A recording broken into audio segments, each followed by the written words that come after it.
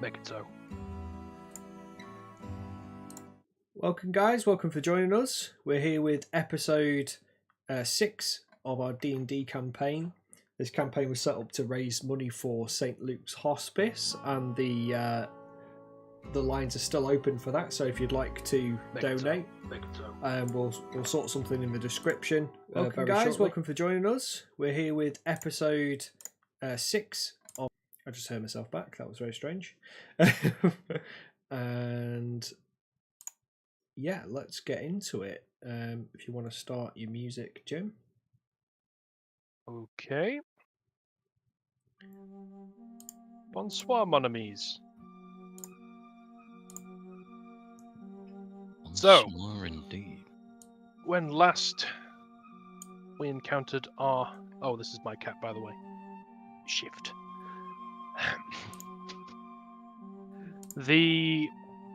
When last we met our intrepid adventurers, registered in the city of Mortigny under the free company name of Le Traitement. Our group had been travelling from the estate of one of their patrons and allies, Dr. Temator, who is the head of the clinic in the city of Mortigny, responsible for fighting the gnawing plague, which is the grave pestilence that is fighting and threatening to overcome the domain of Richemelot in the Ravenloft setting.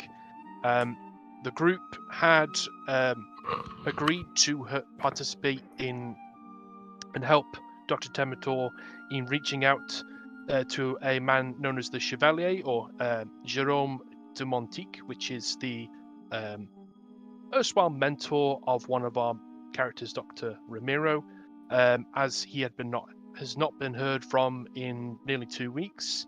Her other contacts say that he has fallen ill, but she finds it unusual that she hasn't had any letters or correspondence from him. So she has asked for you to go to the capital to check in on him, which coincides with many of the other groups' quest. The group unfortunately had to part from their paladin, Sir Gerbert. Sir Gerbert has, due to real-life reasons, has stepped away from the campaign for the next few months. We're hoping he'll be back, but something has come up. His character, Sir Gerbert, has been on an errant quest to find a relic belonging to a saint from his order called St Ronges, who serves as the namesake of the city of St Ronges, where they are currently heading. The Paladin said that he would go at his own pace and visit and perhaps try to restore several of the shrines and smaller temples and churches along the way, a part of the Whispering Road known as the Procession. Our group, at Dr. Temator's insistence, stayed and helped research a few things, craft some things, and look in on a strange nest of rats that they found in the cistern underneath the Temator estate. The rats having apparently stolen several key pieces of medical journals from the good doctor, and appeared to have tried to, if anything, look like they were reading them in that little underground nest. But having accepted the Dr. Temator's patrons, they took her carriage and rode for St Ronges, hoping they would be there before the afternoon was out. Unfortunately, along the way, our 3 adventurers, the Deadly Miss Swan, Mireille Moncharn, and Dr. Ramiro, fell afoul of a band of highwaymen who ambushed the carriage, damaging it in the process. There was a deadly altercation, which resulted in the carriage being irreparably damaged and one of the horses dying. But after fighting off the highwaymen, the driver Jean-Paul took the remaining horse to return back to Brouwersbroek, one of the nearby hamlets, to try and get some people to come back and retrieve the carriage. and the group decided to continue on in their way by foot. According to Jean-Paul, if they make a good pace, they should be able to reach St Ronges by nightfall, but that has become ever more doubtful as the sun's position is beginning to dip in the sky, and from the looks of things, it is close to moonrise, and the shadows of the forest have begun to get longer and longer. So, the three of you, could you perhaps introduce yourselves and do a description of your appearance for the describing your characters in turn as they make their way on foot through this this forested path? I'll start us off then. My name is Dr. Ramiro, and I'm an alchemist. And my visage, as you see us, I'm wearing a big long overcoat over a scale mail with a very heavy pack. I've got various vials and flasks throughout my person, and I've got a very nice looking cane in one hand. And feeling pretty good about the cane, but pretty nervous about the situation as we trepidly, cautiously walk along this path. Okay, who's next? I shall go. I am Mori Manchan, as per the sort of rogue of the group, but is more of a Sherlock Holmes type character, inquisitive rogue. I'm of average height, dark hair, well groomed, wearing a nice shirt now, as we picked one up for the nice estate. Probably covered in a light smattering or mist of red, courtesy of our next player who will be introducing themselves. The altercation that we had in the previous episode has probably left me on edge a bit more. Now very wary of every step we're taking. Every step we take. Oh, great, now that's stuck in my head. So sort of with a rapier in one hand, sort of trudging through the forest, expecting a next group of bandits to dive out of the nearest bush, tree, and I don't know, dead log anywhere that they could possibly hide. So that is my current state of mind in regards to our little adventure. The astute amongst you, dear viewers, will notice that we have a fifth person joining us. The reasons for his inclusion will become apparent soon. But for now, I'll keep you in a little bit of suspense. So, as you continue... Should I introduce myself? Oh, sorry. My apologies. I got a little excited. I got a little too excited there. Go ahead. No, it's all right. It's all right. So my character did a little bit of something epic last time, and he's feeling a bit cocksure, shall we say, like bit, yeah, kind of thing. She's very much a Pirates of the Caribbean looking lass, long raven black hair. Like filigree all around, so it looks kind of posh but worn and stuff. Like nice leather armor, boots, and a very arcane, expensive looking pistol with little glowing runes and stuff on it. She's feeling very wary, but as we discovered, she's terrible at spotting stuff. But when she does, she blows it to pieces. All we ask for. It's all that's necessary, isn't it? Yep. Feeling the rush of adventure as true sailors do. Well, so it's been a few hours since your encounter with the bandits, and you've been moving steadily north, trying to follow the road where it's obvious that the road still exists. There are, tracks in the mud that do look to have been smoothed over by rainfall from previous days. there are occasional signs of how to put it, where constant traffic has worn away the grass, but because the road has not been properly maintained in some time, the paving stones that would have ordinarily pointed it out have largely become overgrown with grass and weeds, and the mud has slid around, making it hard to find the path, particularly where the forest edges are thickest. It's also quite chilly. There is a slight trickle of mist that is condensing around some of the trees as the sun is continuing to set. As we've established that Dr. Ramiro is currently taking the lead, he spots this before anybody else. There appears to be a rider approaching from the north. I say somebody's approaching. We'll just should we hide or greet them?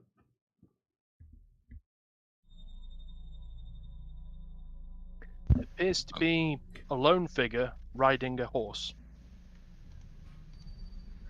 Kitbash, if you want to get in the bushes. Yeah, I'm gonna just. Murray, sorry. So you Murray. saw, you saw them through the trees.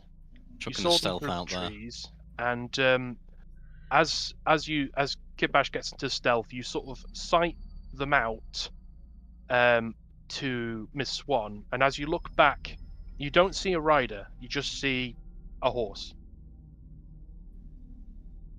Strange, I thought I saw a rider. I think there's somebody ahead who's dismounted. Can I move in the direction of the horse whilst remaining stealthed and of course. not approach? Yeah, so I'll move closer to the horse and see if I can spot anything. Shall I roll? Right. Make me a perception check. Just Kitbash, as he's the closest to do this. Perception check. That's this one. Go. Oh, finally, a decent perception roll. That's like the first one I've done the entire game so far. So there is something that makes you start for a second. So as you're sneaking closer to where the rider was pointed out, there does appear to be a sort of cloaked rider on this horse. And as you get a little closer through the thicket, you're keeping your eyes on this rider, and it passes between a set of trees, and then there is no rider. There is just the horse.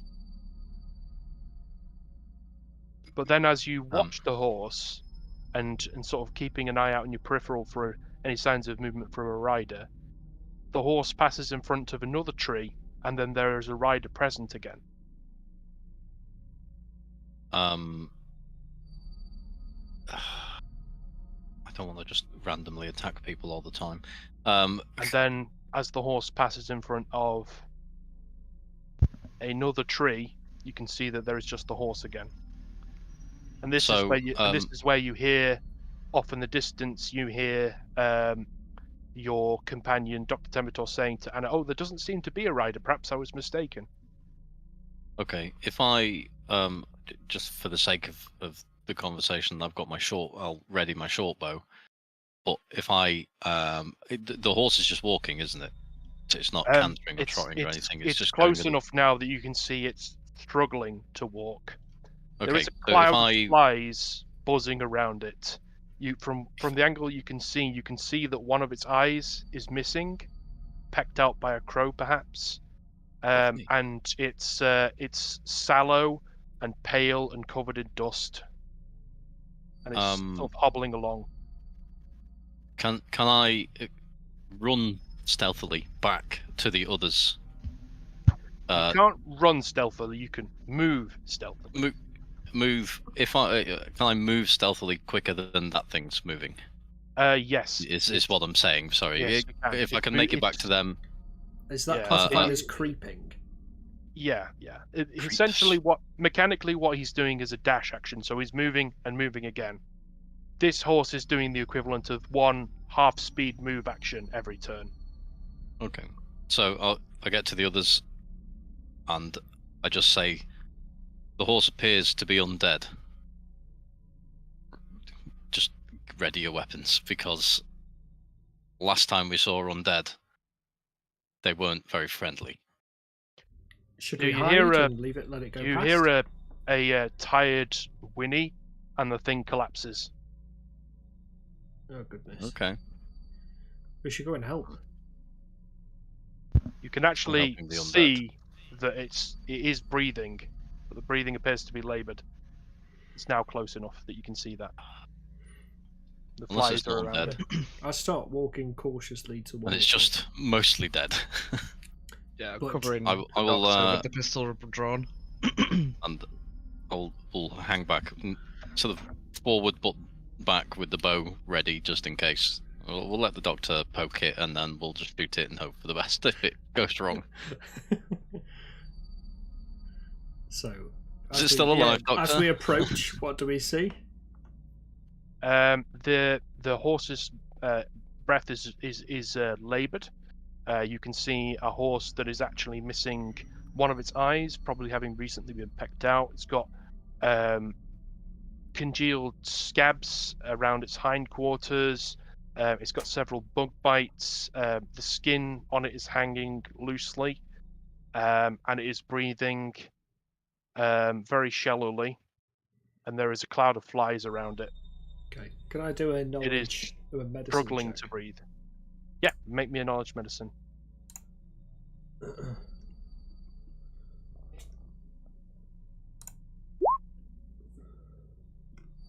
Getting some good rolls today.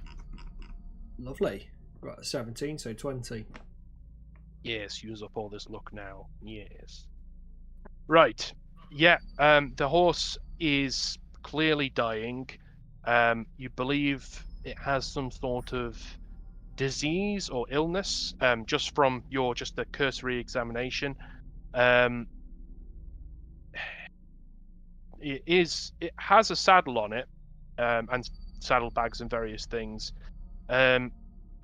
You wouldn't be able to. You can tell from sort of a cursory examination that this thing has been bitten and picked at by scavengers. Things have attempted to eat it, but it's managed to escape them by the infected wounds. This creature is clearly diseased and probably will not last the night, if not the hour. Okay, this thing's on its last legs. I'm just going to. It does a sort of moan of pain. Its other eye is like rheumy and unseeing with fever. Staying. You can also see that it's fallen down. That its lips have sort of retracted and it's gnashing its teeth. Okay, using my as I approach, I'll take the cane, and I'm just going to talk softly to the horse and be like, "Shh, it's okay, dear. It's okay." And I was just going to see if there's any saddlebags that I can try and open up with my cane to see if we can get any information about where this has come from or anything. Can I just shout over to the doctor, going, so it's not undead, or it is undead? It's nearly It seems dead. like if it... it's perhaps still we should breathing. put it out of its misery as well. But be careful, because it's infected with all manner of illness and disease at this stage. It's on its last legs. And also, the rider that was and wasn't there, I'm sure I saw one as well. So that still may or may not be here, whatever that was. Well, it's not here currently, but keep your eyes peeled, and I'll have a little investigation to see if I can see anything on the court around in the saddlebags area. Not touching the horse, just using my cane to try and potentially hook open a strap. So, as you're looking around seeing where the saddlebag straps are, you find that like most of the pouches are emptied. There's some rotting food in the saddlebags that the flies have laid a lot of maggots in. There is a leaking cask of brackish water. And there is one pouch which seems to contain a series of crumpled papers that are folded up. Alright, so I'll try and hook that out of the saddle pouch. Yeah, you can hook one out. And then instead of have a little look at the paper.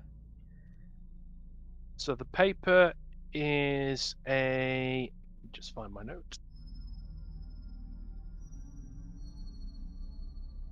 The paper is dated from a year ago. It appears to be a proclamation from the Board of Public Sanitation, which you've read some of their missives at Dr. Temetor's manor.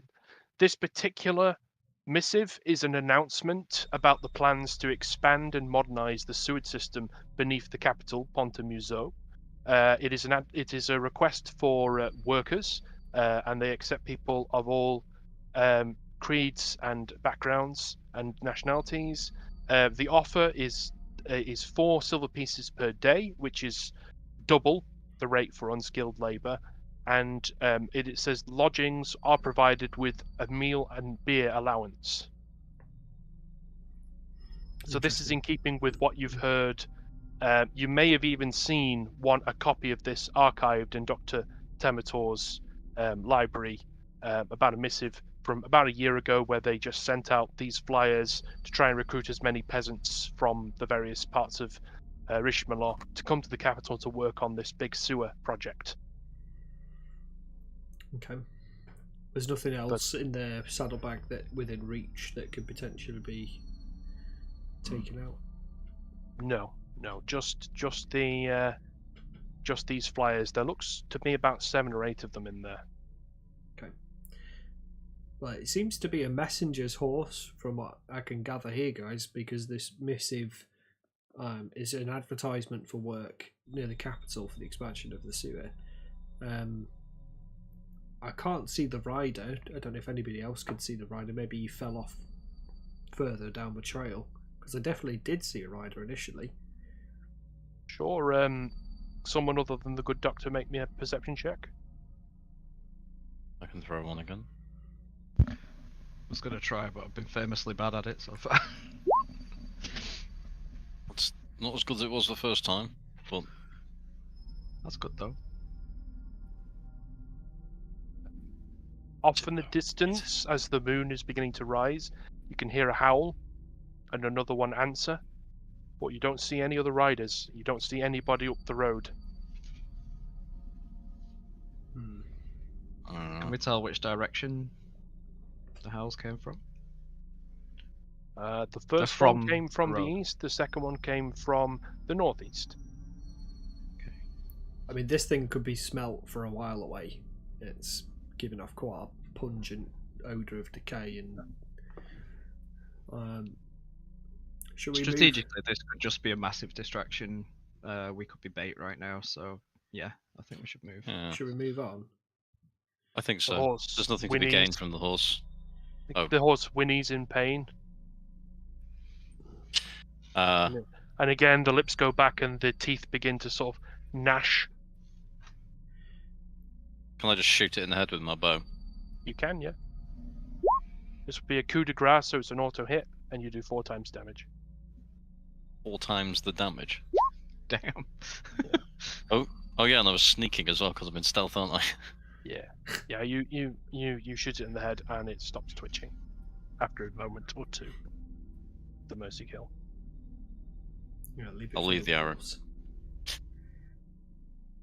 Alright, that's Well all and right. truly. We should move on quite quickly. Yeah. Well, keep your eyes peeled, rogue.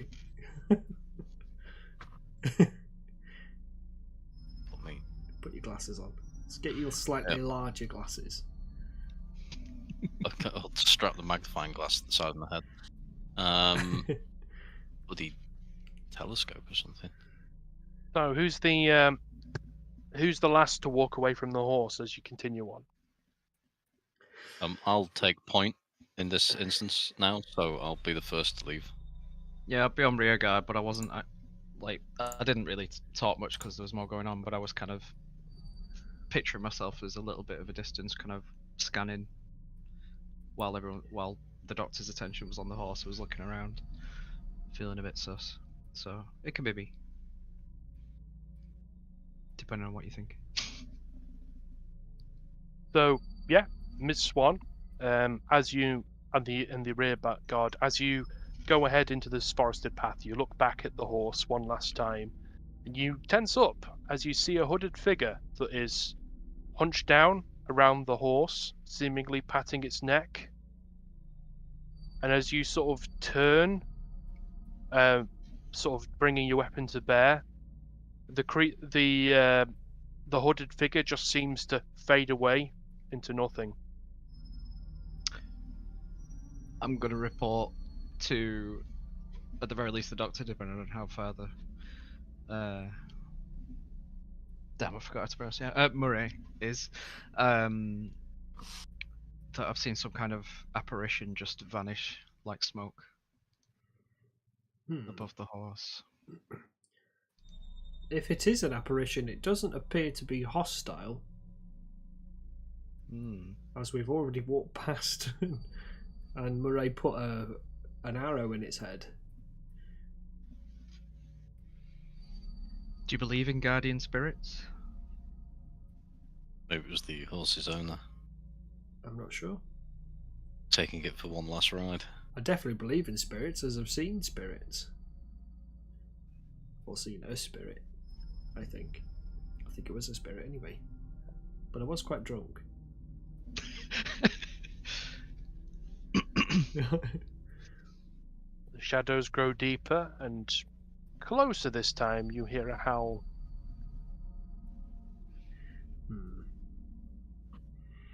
Should we light some torches, or should we try and stay I hidden? was about to say, Because they will scare away any wolves. wolves are reasonably good at seeing in the dark, aren't they? Yes. But they don't like fire. In the lower light, anyway. So maybe lighting a torch would help us in this situation.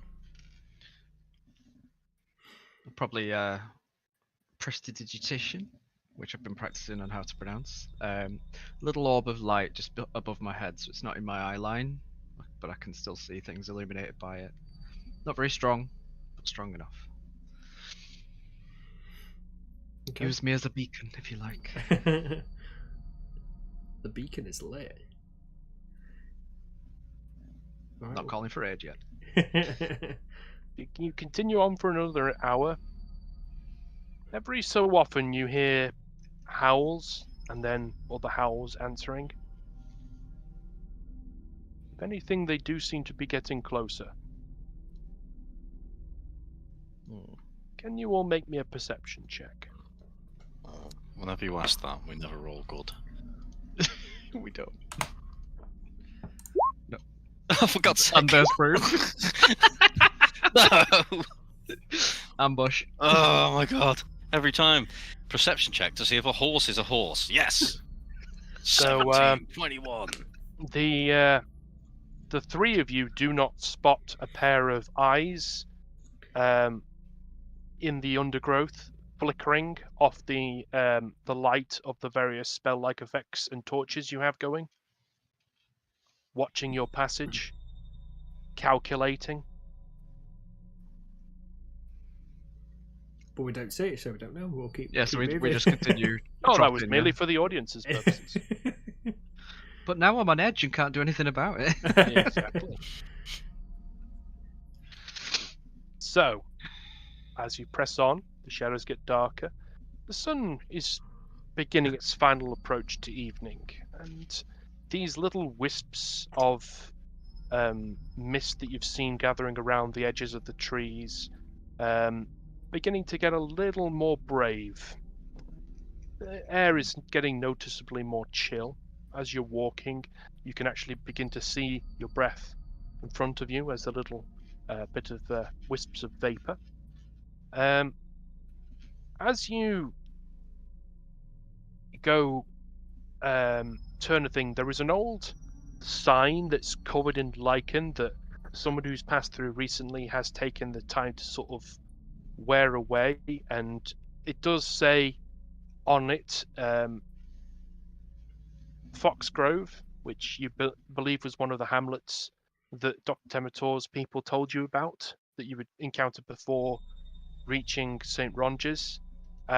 Says about a mile or 2 miles. I think it's a mile and 2 miles. And then St Ronges, it says, is 4 miles. But at the pace you're going, and because of the difficult terrain, it's unlikely that you'll reach either before nightfall. Is the road all messed up? Yes, Right. Okay. and you're going through forested ground. As I say, the roads have not been very well maintained because of the nature of the plague and resources in St Ronges. Right. Okay. There is another thing that happens that catches you guys a little bit by surprise. A raven flies down out from the tree covers and lands on that sign right next to you. Oh, Jesus. And it flutters its wings and it turns and sort of regards you with one of its eyes, and then it turns to you and goes, "Ah!" Hello, Raven.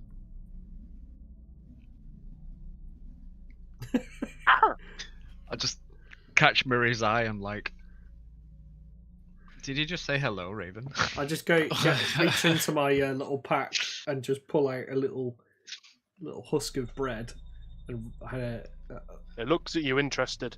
Bartimaeus also sort of slithers out from behind where he's coiled behind your neck and then looks at this bread as well. I'll peel it in half and give a little bit to Bartimaeus just to show the raven that it's edible, and then hold out the other half of the husk for the raven. The raven flaps its wings and sort of hops closer, and then is able to sort of grab with its beak a little bit of bread out your thing. And it gets a wing and begins to sort of eat it. Good day to you, Raven. It sort of opens its mouth and you can see its tongue clicking, and you can hear the voice of somebody that it long ago that it's still mimicking, and as it questioningly says, "Lost?" Oh, that's eerie. Says my character to the others. Are we? Lost? Murray, are we? Are we lost? Telling we or lost? asking? I mean, we have a sign. We know where we need to go, but yes. General I direction. kind of feel like I kind of feel that there's something off about this whole situation. Now, it reminds me of when we all first met. Coldness, the encroaching fog. I mean, the raven, not so much, but everything else does.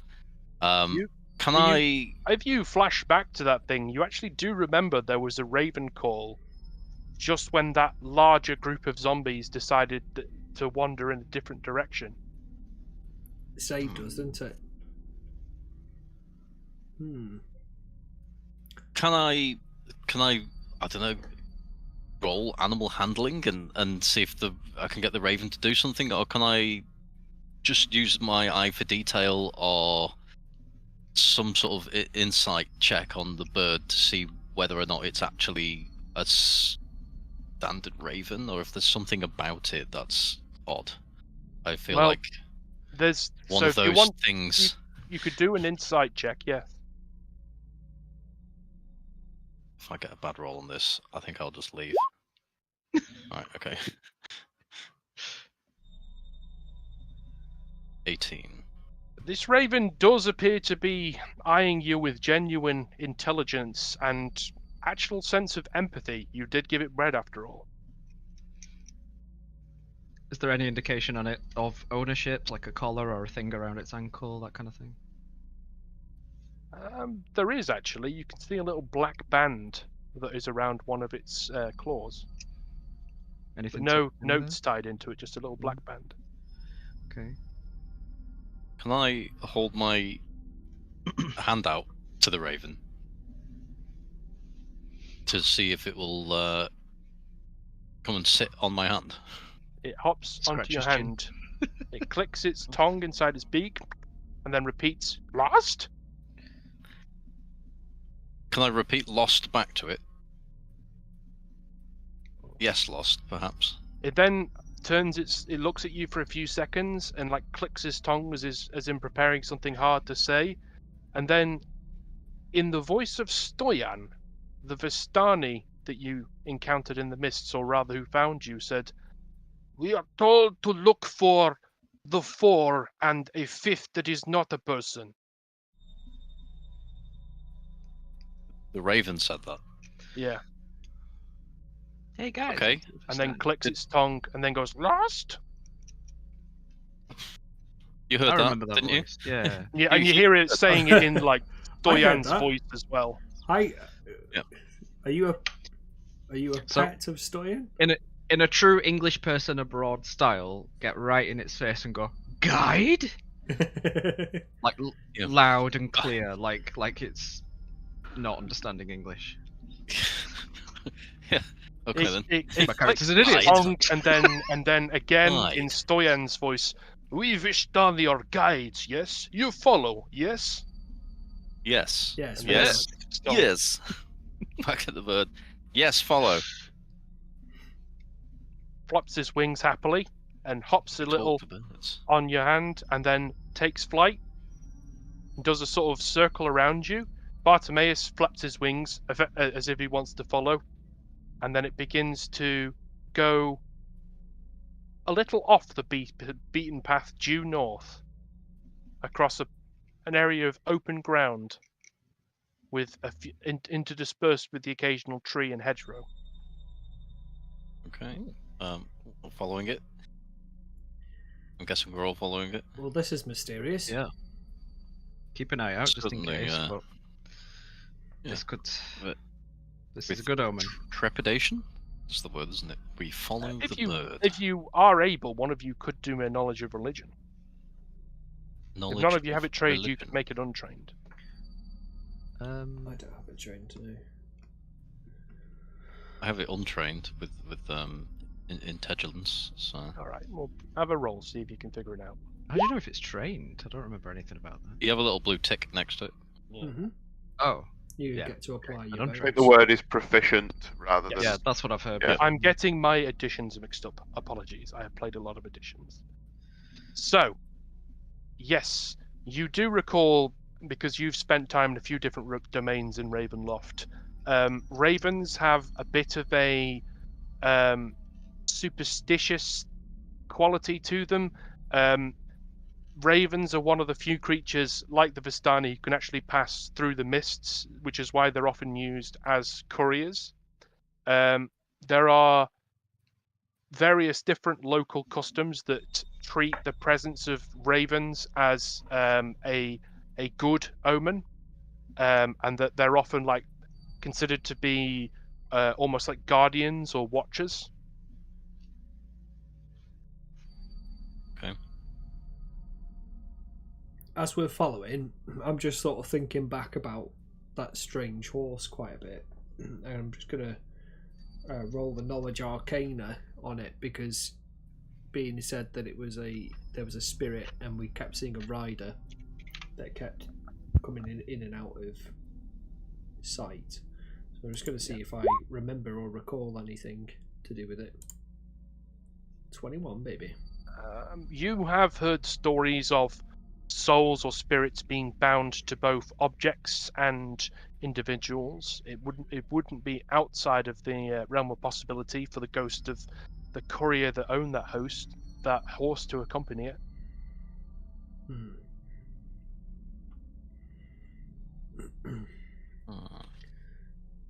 Yes. Look, death rides a pale horse. Yes, that is the quote that Just seen that message. pops in your head. Don't This doesn't bode well. to be pedantic for a moment. Don't all four of the horsemen of the apocalypse ride horses? And do. Horses, famine. yes, but not pale. Well, famine and war is pestilence. a destria, isn't it? I don't know. Well, I was thinking more pestilence or horse. famine, depending which one you Yeah, but death is subscribe one to. of the horsemen, isn't it? Mm-hmm. So it's famine and pestilence are all one of them. Yep. They have different ones. But you know that, but your character doesn't. Yeah, I'm just chatting mythology at this point. Sorry. Musing on it, we continue. So, after a little ways, as the sun does set, The sounds of wolves are no longer getting closer. You can hear them hunting, but suspect that they may have found different prey. And you find yourselves on the outskirts of a farmstead. There is light in the farmstead of possibly a lantern or candle or a fire that's been lit to stave off the evening cold. I'm going to bring you to another map.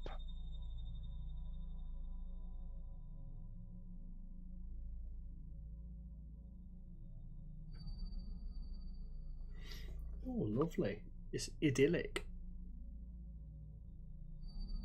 So, the four of you arrive here from this little weather-worn herder's path,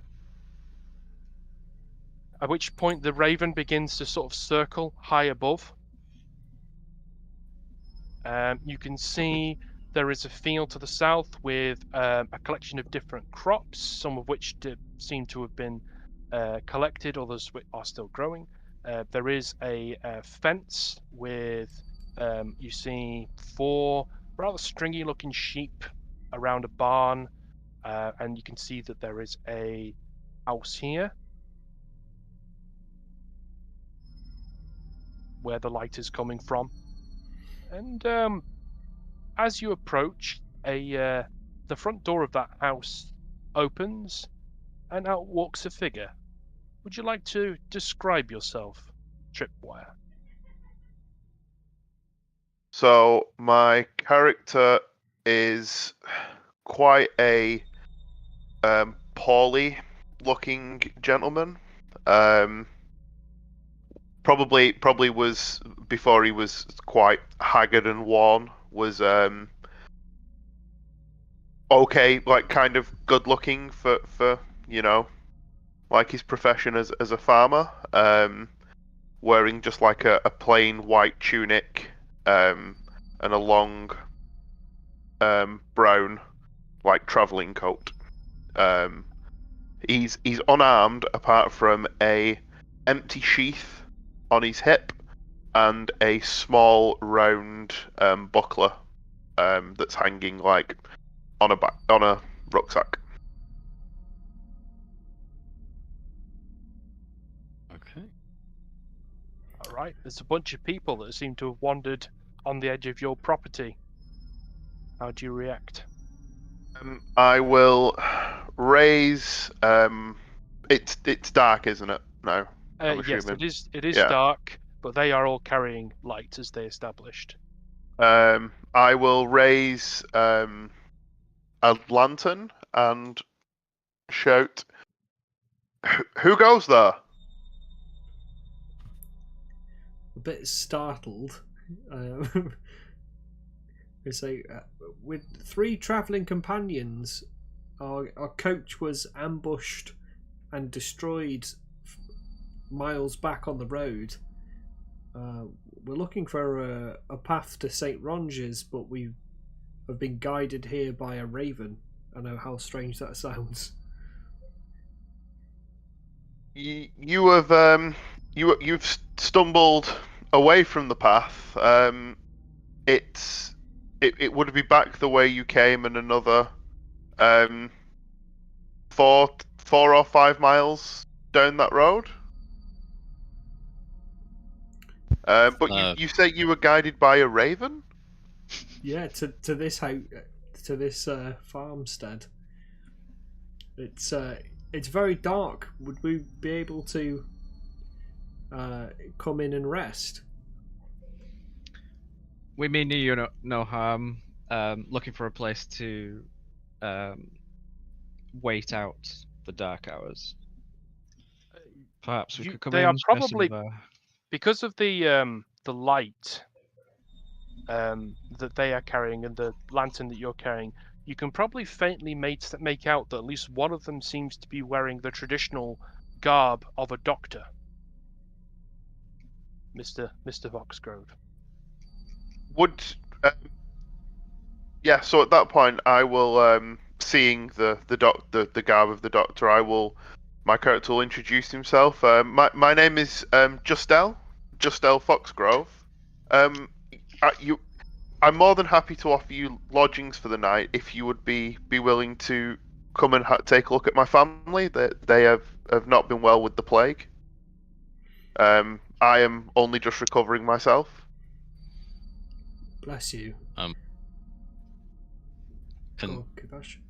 Being the naturally suspicious person that I am, can I roll an insight check to make sure that he is telling the truth here? I don't suspect that he isn't. My character. I mean, no need to roll it. I'll just tell you now. He is telling the truth. Okay. Yeah. So, introducing us, my name is Dr. Ramiro. I'd be happy to see to your family. My travelling companions, we've got Miss Swan and Murray with me. Yes, that would be. Thank you.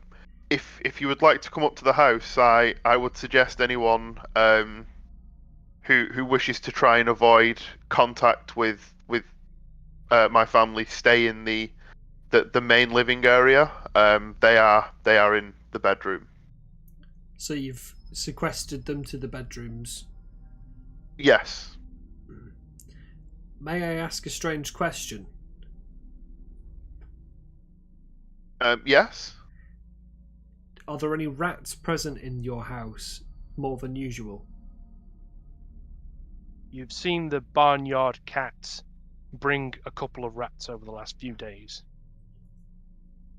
Yes, we normally obviously get a lot of field mice, but being so far away from the city, we don't normally get rats. But I have had the cats bring a couple over the last few days.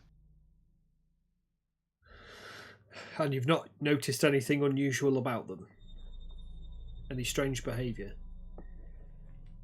The cats tended to bring them what I thought was dead, and then I threw them out. But then, no, not that I can think of. They're bigger than usual. I mean, they were fairly large. I just assumed they'd fled. They'd wandered from the city. Did they have any reading material with them? I say under my breath. Sort of. This one has a little... shaking my head as I've said it. And I just sort of turn around and jab Murray with my cane in the ribs. Shh, polite. Yeah, we'll come and as long as they're sequestered to their rooms to prevent contamination, we can come and I'll come and have a look at you and your family. That's not a problem. Thank you. Full disclosure, I've thought about the rats reading probably on a daily basis since that last session. Are you just imagining a load of rats with tiny little spectacles? Yeah. Is that thing directly in front of me a cat or a cow? It's a cat, but unfortunately I can't scale the small creatures down to small size. Maybe the cats here are like the size of. Yeah, these are sheep. Like tigers, big. Same, slightly bigger than a sheep. It's like a. It's the no wonder the rats didn't stand a chance. Yeah. That's why you think the rats are normal as well. Is that a cat or a mountain lion? That's what you've got. Bit of both. So as you approach, the cat goes up and headbutts your shin. Moray. Give me a chest. I will. It's a panther. Animal handling activate. Oosh, I am so good at touching pets. This cat likes you a lot and starts rubbing you with its chin. I bet it does. Excellent. Cat equals good. All right, let's have a look. Firstly, can I have let's get you into the light, and do you mind if I inspect you first to make sure that you're free of the plague? Yes, that's fine. Apologies. Can you repeat your name? Justel. Justel. Justel Foxglove. Dr. Ramiro. I won't reach out my hand in these conditions, as you can assume, just in Are case. you going to put your mask on and Yeah, I'll check just your gloves have a and stuff? little. I'll just get my pack down, just pull out a few a healer's toolkit, get it ready, get a couple of vials, and my cane, and let's go into the lamplight, and I just, as you see, I just pull a plague mask just over my head. Don't be scared. This is just to protect myself from any vapours from an infected individual. Push open the door and like It's noticeably warmer. you There's in. a small fire inside, which the cat is zips by and then just goes woomph by the fire. Oh. So yeah, we'll make our way inside, and and I say, do you mind if you'd like some privacy? My companions will do no harm, but do you mind just taking off your tunic so I can have a good look at you?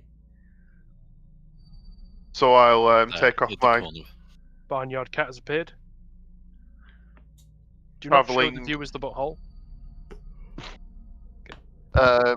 Anus. I'll take off my travelling coat and my tunic. And yeah, of course, no problem. Right, so basically I get the cane, that, as you can see, and I just start having a look around your person, and I lift your arms up manually with the cane just to check your armpits, and have a look around your neck, particularly if have you got quite long hair or short hair? Yeah, it's long, but it's tied back. Tied back, so I can see the behind your ears and the back of your neck and the side of your neck. So do I notice any swelling or anything like this? Yeah, do me a medicine check. Yeah. Okay. How have you got 0.5? That says 5.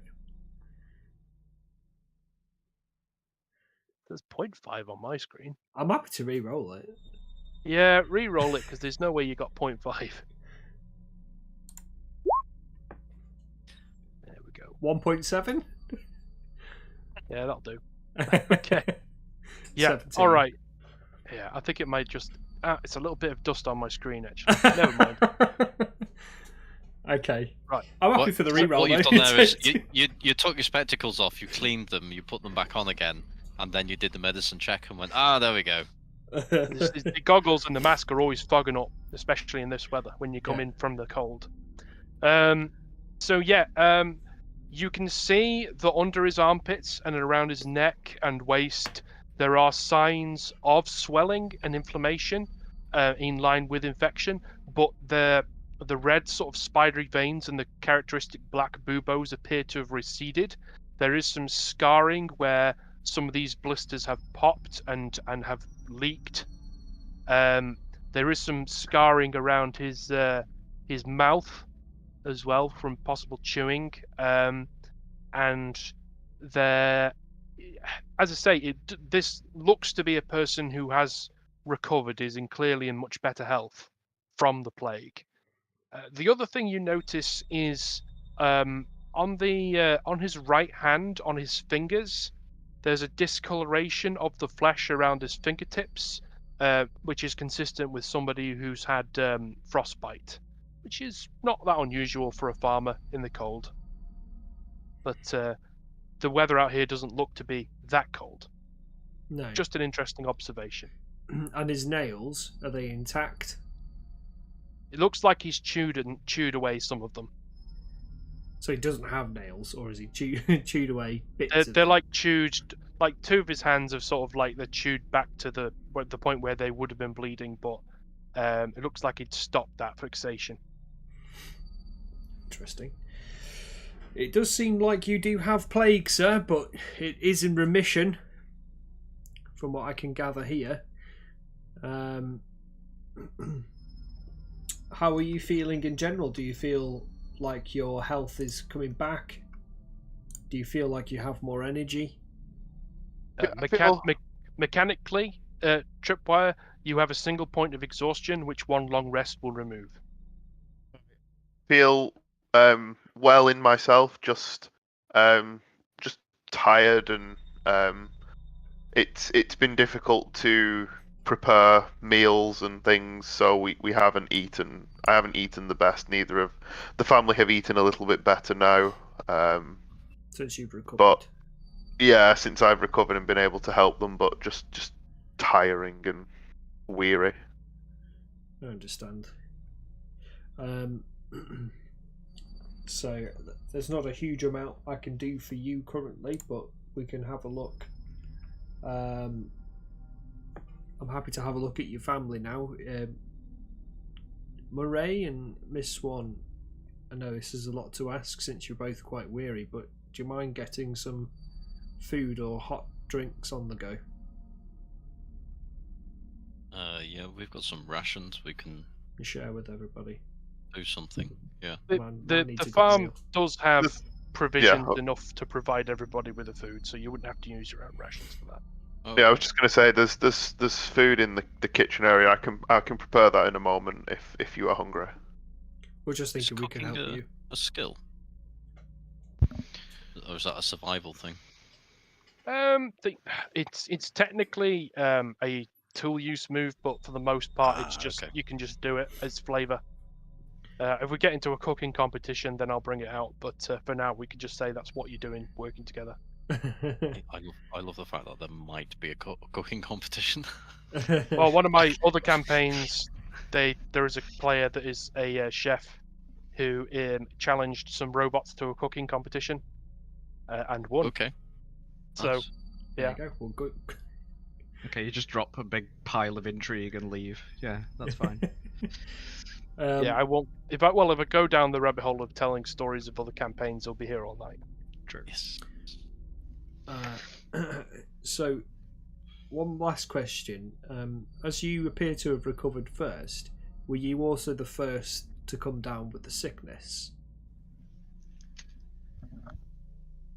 Yes, the other the rest of my family came down a day or so later. Okay. And you don't think you were bitten by anything? Not that I can remember. No, we couldn't see any bite marks on him, could we, from the... we've not seen all of him, but... I mean, if there were bite marks present, they possibly might have healed by now. Potentially, yeah. Okay, and how long of your family... How many of your family are there? Your wife and... My wife and my wife Amelia and my son Jacques. Okay, Amelia and Jacques. And they've been how long in the bed? Around about a week. Okay. Yeah, you lose track of a few days because of the fever, but okay. Right. Well, I'll go and have a look on them if that's okay. I will.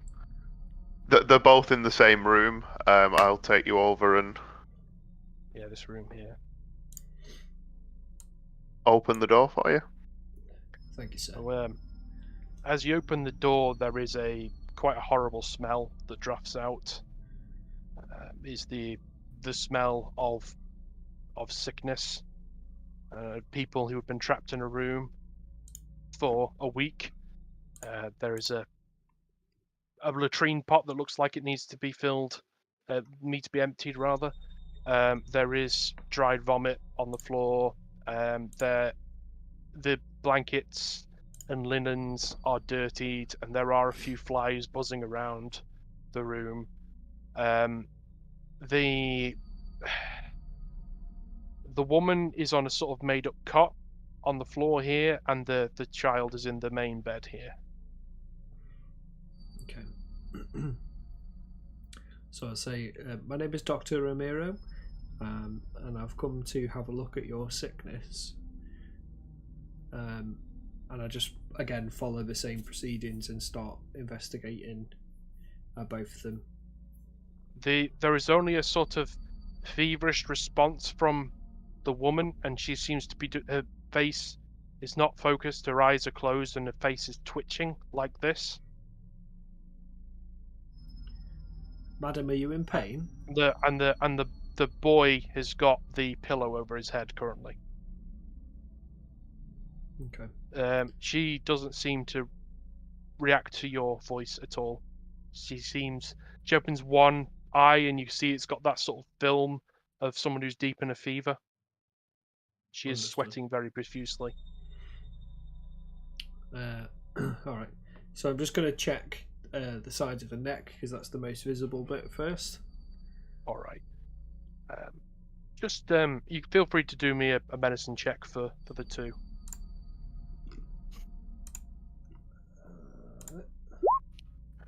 Yeah.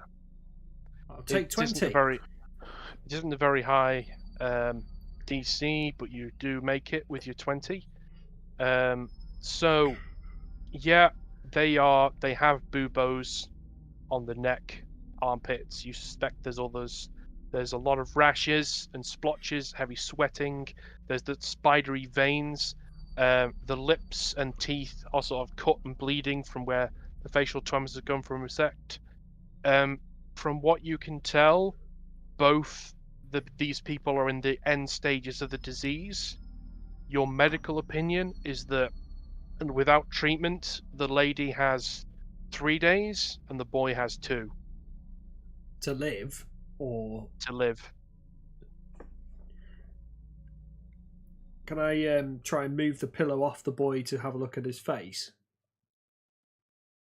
Yeah. With the cane, obviously.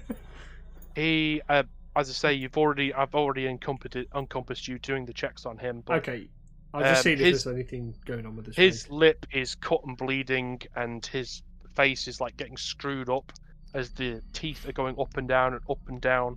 Gnashing. Okay, so what I'm going to do... Just the whole part of his body seems to be tremoring and twitching. As the boy's the weakest, I'm going to cast...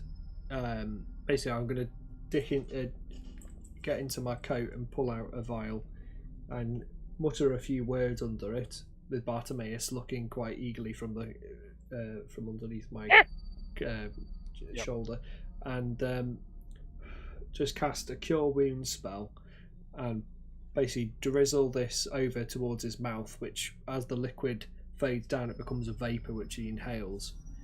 And I basically cure wounds on him just to try and give him some health back, as it were. Do you want me to roll for that? You see a little bit of colour come back to him, but it doesn't have any effect.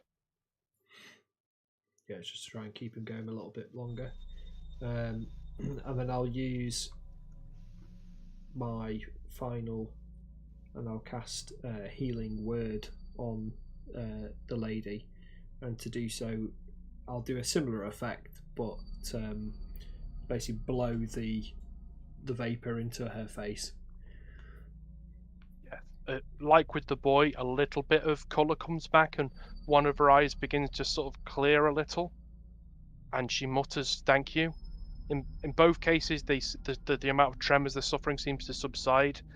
What you've done has seemed to have helped them with the pain a little, but neither of them seems any better, even after applying magical healing. I don't think there's anything I can do with my medical supplies here that I've got on me. So you could once you know which strain of the plague, potentially whip up a alchemical curative to give them advantage on the rolls, but you would need time to assess which strain it is, and you would need a larger lab to brook that up, and then time to brew it, and it may not necessarily be time that they have. Okay.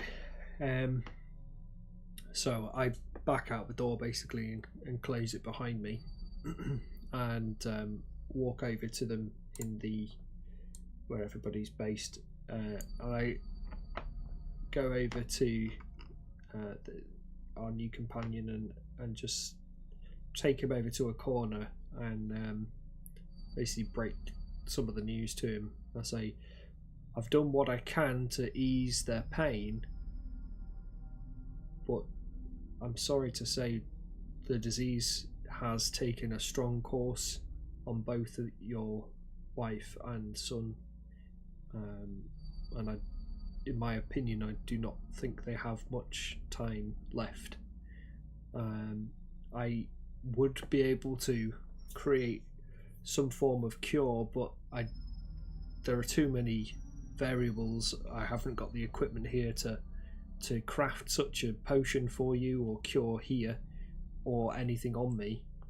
We would have to go into St Ronges and try and purchase one of the cures, or try to use some of the materials in St Ronges to create such a cure, but potentially we may not have even that time, I'm sorry to say. My character, obviously fighting back the upset and emotion, will say, thank you, Dr.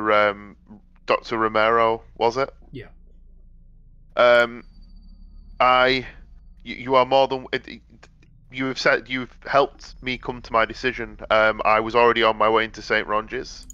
You are more than welcome to stay here for the night, but I must head into town as quickly as possible. The roads are dangerous. What do you say? Shall we accompany him to try and get a cure as fast as possible? Can I ask if Justel is aware of heavy bandit activity around here, or if there's anything that might be like an encampment? Justel, over the last couple of years, bandits have tried to exploit you and your farm a few times over the years. Those that have came away wanting. Most of them did not come away. Yeah, so we've had a few issues with bandits. I've seen most of them off, but I've never bothered to follow them to where they camp. Okay. You obviously have your family to protect. Exactly. Justel, I will warn you that this cure is not cheap, but if we can find the materials, I could craft it for much cheaper. Well, you wouldn't be able to make the restorative ointment just as a point of mechanical thing. You can make the alchemical curative, which is a cheaper version in the variant rules I sent you a while ago. That's distinct from the restorative ointment. Restorative ointment is made by alchemists that are a little higher level than you. You can make an alchemical restorative, which is the equivalent of an antitoxin, and it would give whoever takes it advantage on their rolls against the disease. But that's if you can identify the strain and have time to craft it. Yeah, it's better than nothing, though, isn't it? But yeah, if you do know that the black market has these missing shipments on sale, and that is one of the jobs that you potentially were looking into in St Ronges. Yep. I know someone in town who may be able to help me out, which is why I want to head there and speak to them as soon as possible. Well, we should make haste then. Well, I think we're agreed, Miss Swan. Will you accompany us? Yes, absolutely. Are we spending the night here and then heading out in the morning, or are we heading straight away? I think we could do with a rest because I'm still wounded from the encounter. We could do with some rest, but obviously time is of the essence. Well, there is the logical thing. You won't be able to save anybody if you venture out after dark and you're all picked apart by wolves. Yeah, I was just gonna say, St Ronges is only 4 miles away. We should be able to make it there quicker in the light than in the depth of night. Yeah, and there were definitely wolves afoot out there, and other strange things. Like Yeah, shaky horses. another thing that you have to deal with, which is why your flock are currently penned up, Master Foxgrove. But you, a lot of the packs in the area learned their lesson after you took out a couple of them and drove them off. But they do still chance it when they get hungry enough. Yeah, I've lost an odd sheep here and there to issues with wolves. But as of late, it's been easier. But yeah, feel free to obviously bunk out here in the main part of the house, and I would obviously avoid the side bedroom. Indeed. Okay. Well, thank you for your hospitality, sir. We should And leave thank at you. first light as soon as we can, really. We eat food. And So you have a camp you have out. a short meal. Struggling to what to say to a person that is possibly going to lose his family in the next couple of days. I imagine that prospect tugs at your heartstrings, Master Monshon. Yeah. It's, I'm aware of the nature of the problem. Hence why asking about the bandits, because if we can find the bandits sooner rather than later, we might be able to find some missing shipments. At least it'd be worth having a look. But we'll have more luck going to town and finding that. So I don't really want to bring up the missing shipments and the fact that we need to find them on the off chance that we don't find them. It's understandable. what is it better to have hope and lose it, or to be hopeless from the start? I don't know. It's only going to make it worse in the long run. These are the thoughts that are going through your head. Yeah, sort of. I'm more mulling over the things. I don't want to say we'll save his family because, judging by some of our roles, there's a good chance we're not going to be able to save the whole family. Yeah. So our luck of late has not been great. So there is a chance, though, if you could find, say, two doses of that curative ointment. Oh yeah, for sure. But I don't want to get his hopes up. So there is. I'm sure when we get to town, we can find something to help, I suppose. But I think my mind is sort of going into not just kind of like a processing the information, trying to think of the best, like going over the information that we've collected and who we need to talk to. We need to talk to the apothecary at St Ronges and see what he has in terms of curatives. Okay. As you're sort of deliberating what to say, what to do, the barn cat comes and curls up on your lap. I've just thought then. What's your name? Justel, I say, as I'm stroking the cat. You said you know someone in St Ronges who you know who can help.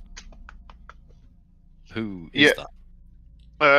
An old friend who mentioned that there is someone in town who sells the cure on the black market.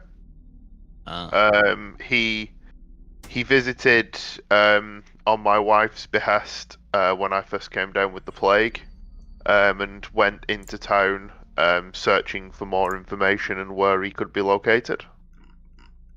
Okay.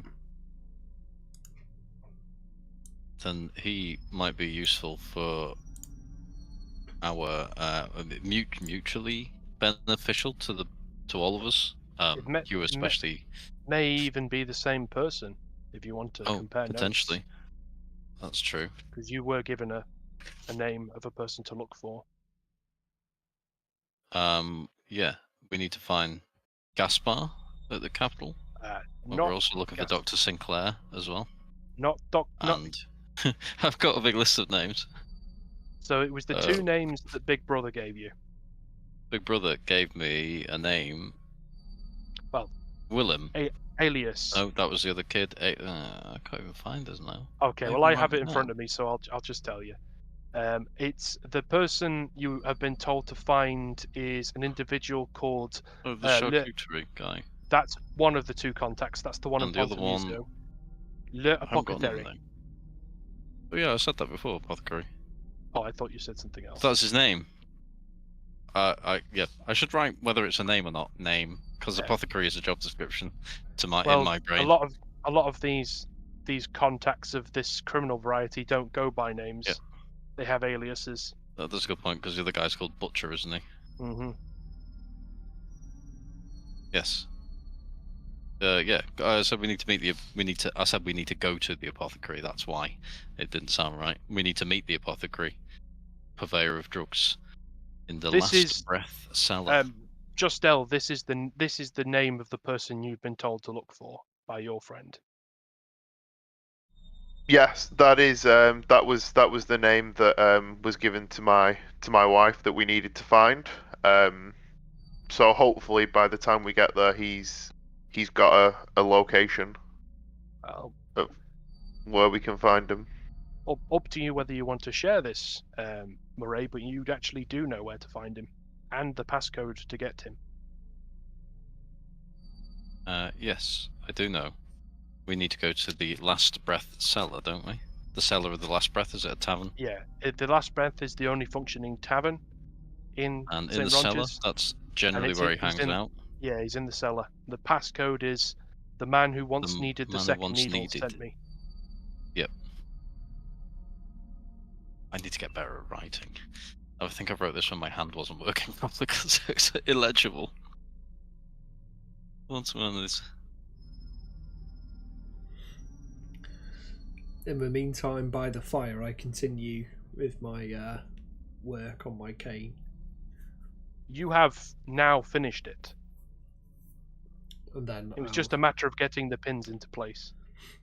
So, for the scabbard, testing it out, and then I start a slight inscription along the side. Okay. Miss Swan, what are you doing, and what are you thinking? How have you reacted to these events?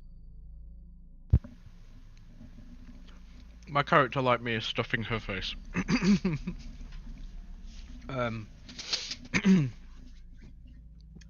Excuse me. I was thinking while Murray was sort of lamenting about events and things.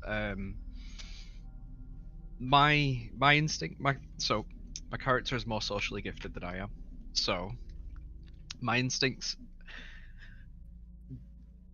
tell me that the sort of sailor camaraderie, army, look out for one another, everyone's got each other's back kind of thing would sort of kick in, and rather than kind of facing the sort of tragedy there, it's like not denying it, but it's a kind of like, we're here, this is life, this is what it means, and maybe sing a bit of a song before we go to bed and have a little drink and stuff, and it's like pay respect to the experience and stuff, you know. This is the process, so it doesn't kind of sit in like a horrible thing growing inside you. You're attempting to sing a sort of song of commiseration, of almost like a sea shanty / prayer for people to get well. When you're singing for the good health of a companion who's yeah, like some of the shanties are quite relatively upbeat, but still have quite dark undertones, don't they? So yeah, something like that. I don't know any, so I'm not going to try. But I was expecting you to start going dum dum. There it wasn't. Yeah. Okay. Yeah. All right. We won't do that. Sea shanties. Yeah. Honestly, if I could, I would. But yeah. Let's learn one. We can sing it later. We should learn one for a future session. That would actually be awesome. That would be awesome. As your newfound lodgers are sort of unrailing their various bedrolls, I assume you have what is the equivalent of couch furniture where you currently are, Mr. Justel. There is a little voice that its presence hits you like a sharp but familiar headache. Nobody else can hear this voice, just you. And it says, Wielder, go somewhere private. We would speak. Who's hearing? Well, just me. Oh, sorry. I will kind of try and ignore it for a moment, and do what I've done in the past and try and push it out of my mind and not think about it, and then eventually, like, kind of hoppily get up, excuse myself from the room, and just be like, I need to go and check on the sheep outside. I'll be back shortly. And leave and head over to the probably the edge of the like the barn itself. head over to the barn. All right. So you're in the barn where some of the sheep are sort of coming in and around the paddock, and they're sort of settling in for the night. The air is noticeably colder now, and you can, feel the mist solidifying.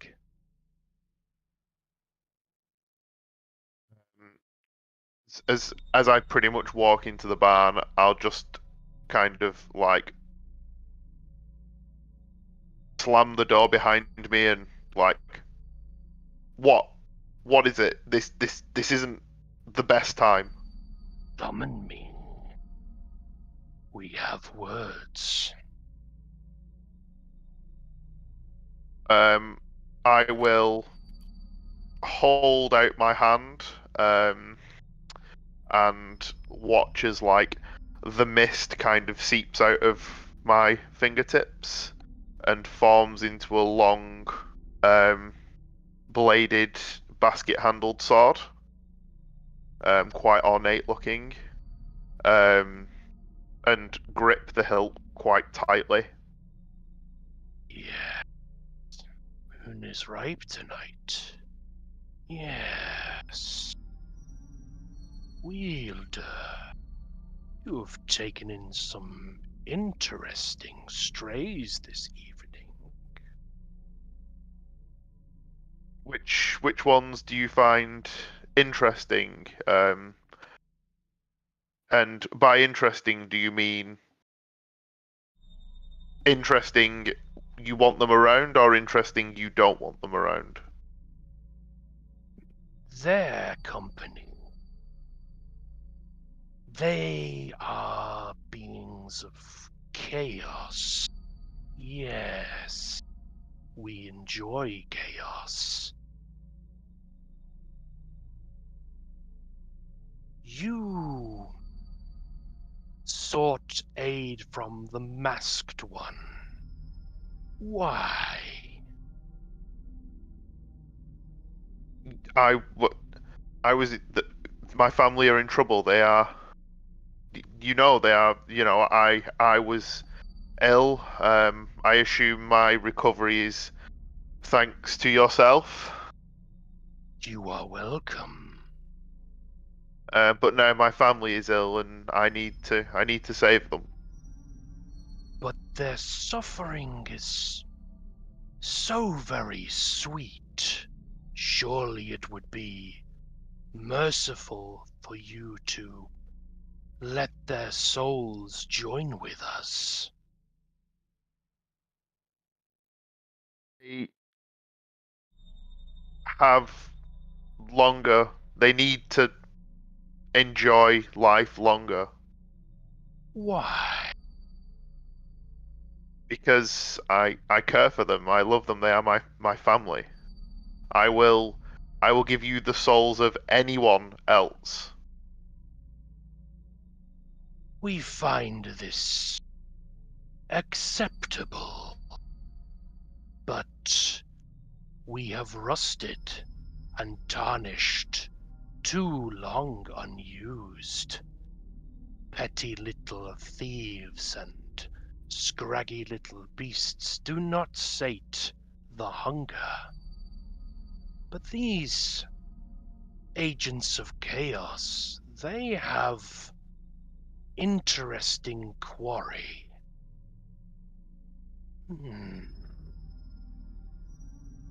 The masked one has been around death so much, it has stained his very soul. The other two are killers. One reeks of war and money. The other smells of wrath. Yes. We enjoy these strangers. Yes. We should ally with these strangers. Yes. Well, we can see what they can do in the morrow when we head into town and try and find the cure. If it pleases you, once we have the cure, I will follow them. I will leave the farm and follow them. This is acceptable. But for now, you have summoned me, and I have tasted no blood. You know the cost. So, yeah, as I dismiss the blade, there's like a sharp pain and clench fist as some more of the skin on the fingertips goes like black, and the necrotic flesh kind of spreads further up the hand slightly. Take 2 points of necrotic damage and lower your maximum hit point total by 2.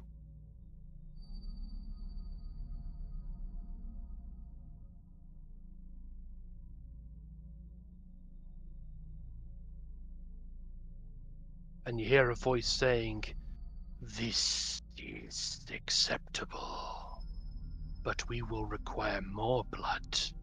Hopefully, those who have this cure attempt to keep it from us. Yes?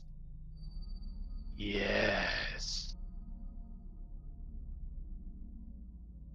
With that, I will head back inside, and I will don a set of gloves to keep my hands warm.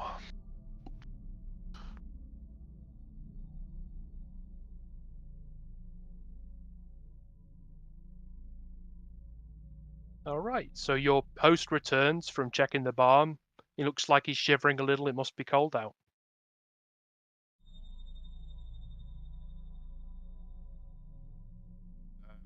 I'll walk back in and just be like, "Everything's okay out there.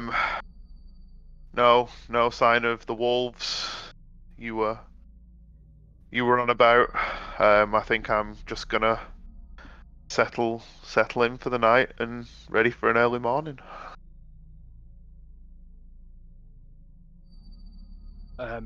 There is I'm not sure you've noticed it up to this point, but a tiny little serpent pokes his head out of the backpack of the doctor and then says, as if saying good night, and then goes back in. What was that?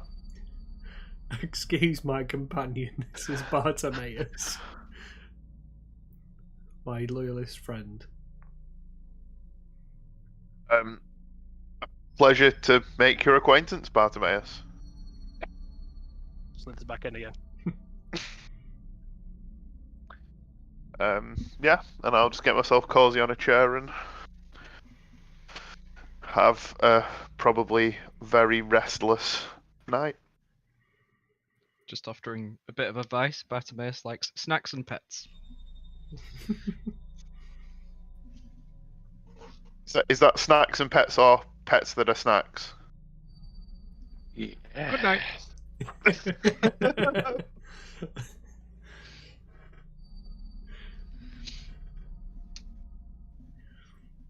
Although Bartimaeus does keep a little eye on you. He does. He sleeps with one eye open, having a little look at our latest companion.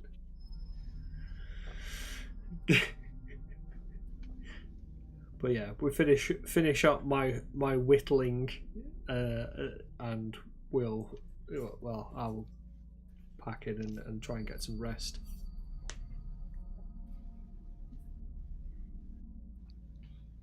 I think you're muted, Christian. I had my thing up so you couldn't hear me eating before. I was just saying, just setting up a sleeping area, putting the bedroll out, and bedding down weapons and things to within the acceptable reaching distance to defend of any extra rats we see. You have a cat to assist with that. Just can't throw daggers. The cat's company will help keep any vermin away. I feel cozy and more comfortable and secure. Yeah, after your animal handling check before Kit Bash, as soon as you've settled down, it goes and settles on you. Sits on my head. Friend for life. Can't see. Yeah. It's on the size of that cat means you probably can't breathe anymore. Yeah. Well, a mountain lion's lying on top of me.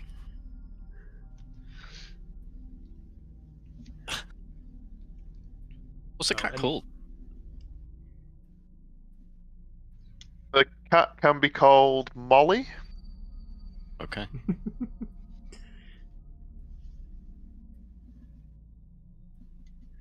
Molly the cat. Yeah, the cat exists because Tripwire expressed his jealousy that I had a cat in a previous conversation. Now you have the cat to end all cats. Yes, a cougar. A dire cougar. I'd also like Right. to add that even though cats don't have daggers, as you said, they are equipped with several small ones. And the tiny, tiny teeth. With rat Yeah. proficiency. Yeah, anyone who has been clawed by a cat will disagree with the fact that they don't have daggers. Throwing daggers. Thankfully, yeah. Yeah. Let's just throw the cat, obviously. The cat is a throwing dagger. Yeah. Yeah, weapon proficiency, cat thrown. It's like a improvised weapon. It I am doesn't really have not the surprised returning that this property 'cause the devolved cat into a comes in cat when it wants to. fancy. Oh, Yeah. that's got to be a thing. There's a character in that making note. Crazy cat lady. Catapult. Like the one There's from a spell- Simpsons. There's a spell that Falcon Lifts can get. It is Catapult. actually. Catapult, yeah. Just saying. Right. Should I prepare? So, Like Mayor West. you complete a long rest in quite safe environments. It's a cold night, but the embers of the fire and the roof over your head makes things a lot more bearable than if you were to have spent the night in a ratty tavern or on the road itself. Every now and again, those of you who are more wakeful do hear the distant howls of wolves and the occasional cawing of ravens, but we'll pass through and into the long rest. So, as part of the long rest, there's one thing that you three need to do. So that is Kit Bash, fucking Lith Phil. Can you all make me a Constitution saving throw? Constitution. Now, I've been tracking your exposure to plague, and you've been quite protective, so the DC is only 11. I just got a nat 20. As soon as I heard about the plague wife, I just kind of went. Oh, I said I've in not chat taken my just plague then, mask off. I'm sleeping with it on. Yep.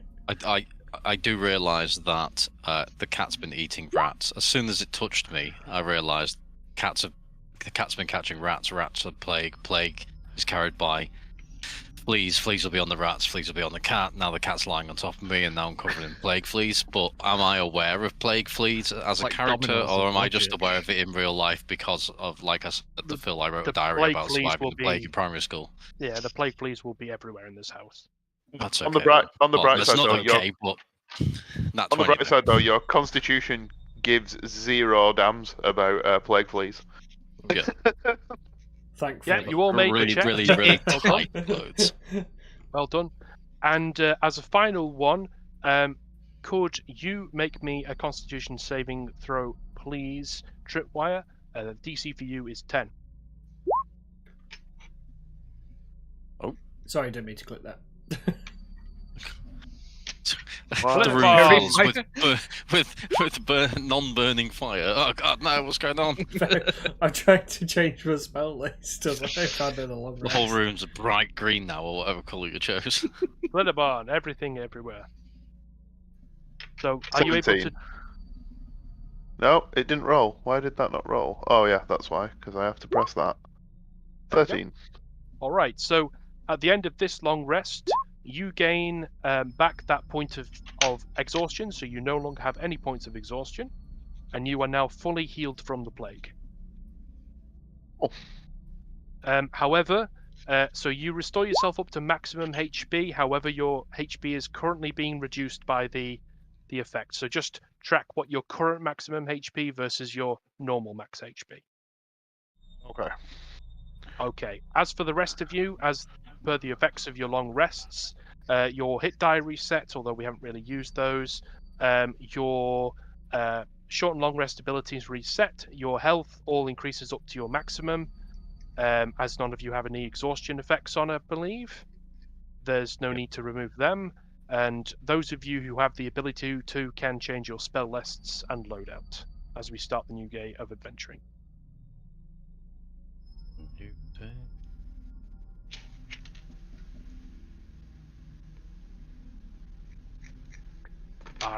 I've just realised I was gonna put the Blighted Farm music on. Ah, well, too late. Just a touch.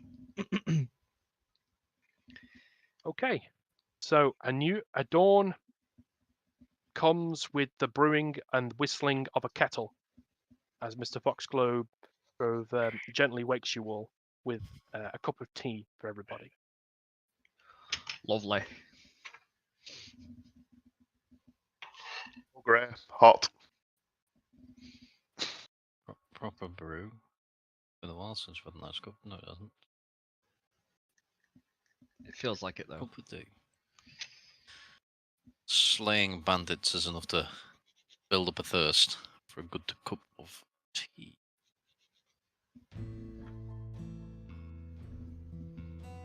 I hope everyone slept well, or as well as can be expected for the floor of a room. Well enough, yeah. Feel revitalized. We're going to have a quick breakfast and get ready to leave. The sooner we get to town, the sooner we can see if we can help this nasty business. Quite That keen would to get be- there now, really. Yeah. Most appreciated. The cat walks up to Mr. Foxgrove and deposits a rat by his foot, and then paws the rat.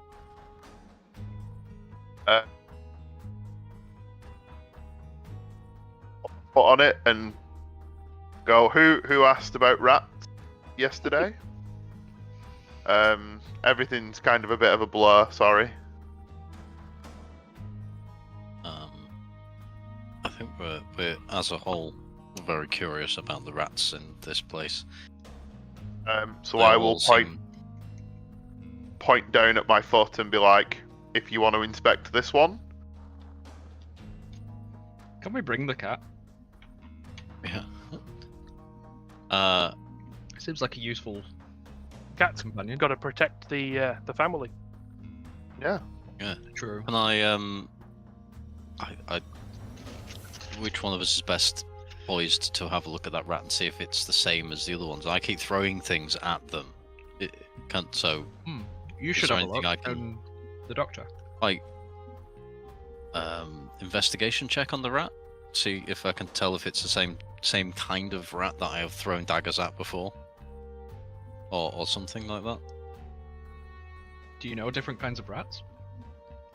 No, not really. But this one's dead. So it's, or is it dead? That's the question, really. Now I'm thinking, because all the other rats that we've killed have all come back to life magically. Got big old rat cat teeth marks in it, and part of it's been chewed. Okay. You did. So maybe it's what when you say parts of it have been chewed? Is it like the neck's Missing been half its ripped tail. out, or Missing half its tail. The cat's begun on the tail. Could it be significant? I do not know. Rat missing tail. Good source of collagen. Oh, gobble it up. Secret to their immortality. Go for the skin. Okay. Nothing of Don't really know interest. what else. It's missing a tail and it's dead. Part of its So it tail. doesn't look like it's one of the sort of regenerating rats that we came across before. It's funny you mentioned that because right as you bend over, it gets up and jumps at your throat. I'm kidding, it's dead. Roll attack, all of the attacks. I'm going to stealth up to every investigation check if that was going to happen. I have to After be prepared. batting a second, the cat goes and wanders back into the room, the bedroom. And as you sort of like are examining this rat with the tail, it comes out and drops another rat at your feet, Murray, and paws it. Huh? Oh, it's bringing Another you one. presents. This one's Um, missing most of its head. Lovely. Second rat missing head. He's taking notes. I'm of all more this. concerned. Yeah, I'm more concerned about the fact that there are now 2 rats and they've come out of the bedroom. Dear diary, Cats brought them out of the 97% of bedroom. a rat. Yeah. At least it's killing him. Should we have a small bit of brunch and we need to hit the road as soon as physically possible? Yeah, Like, that's cool. At least the rats don't stand a chance against this seemingly unstoppable rat-killing device that is the cat. What's special about the cat? Well, it has a Leveling Ranger and it's chosen rodents as its chosen enemy. Oh, it wouldn't surprise me. can we bring it? You probably need it to protect the house Yep. while you're away. Does that mean the cat can have a familiar? Well, the cat is a familiar. Not if it's a ranger. Surely. Anyway, So if the this cat is a we're ranger, he digressing. can have a pet. But you might be its pet. Oh, Oh yeah. Why From does the cat's cat become the main perspective, he is character? its pet. Yeah, Tripwire. Yeah. turns out that actually Tripwire's character is the cat and the other guy is just... Oh god, no. We've Yeah, reached the a cat's bizarre bringing point you- when you Bringing you refer to these yourself rats in because the you third two person. legs just can't hunt, so it's helping you. Yeah. If oh god, I don't know. We can't leave the rats just on the floor, so can we put them somewhere, chuck them outside in a fire or something, without? Someone get a handling shoebox them. lid and I have to say, Yeah. Tripwire's roleplay of the plague is exceptional this evening. Seeing him coughing there. Yeah, he's very in character. You feel well enough to travel. I feel like I'm more likely to keel over and die than my character is right now. Oh. Justel, is there anything else you need before we set off? No, I'm ready to. Well, almost ready to go. I just need to get my pack. All right. With any further preparations, you're ready to go. Your family, the fever is back again. They don't seem to be aware of you. Yeah, I'm happy to get going if everyone else is. Onwards. Telehair. Bloop. Okay. Can we have a sheep each? To ride. Yeah. Not Apple how sheep. sheep work. Very big sheep. Onwards. Sheep that are the size of like the goats from Thor, Love and Thunder.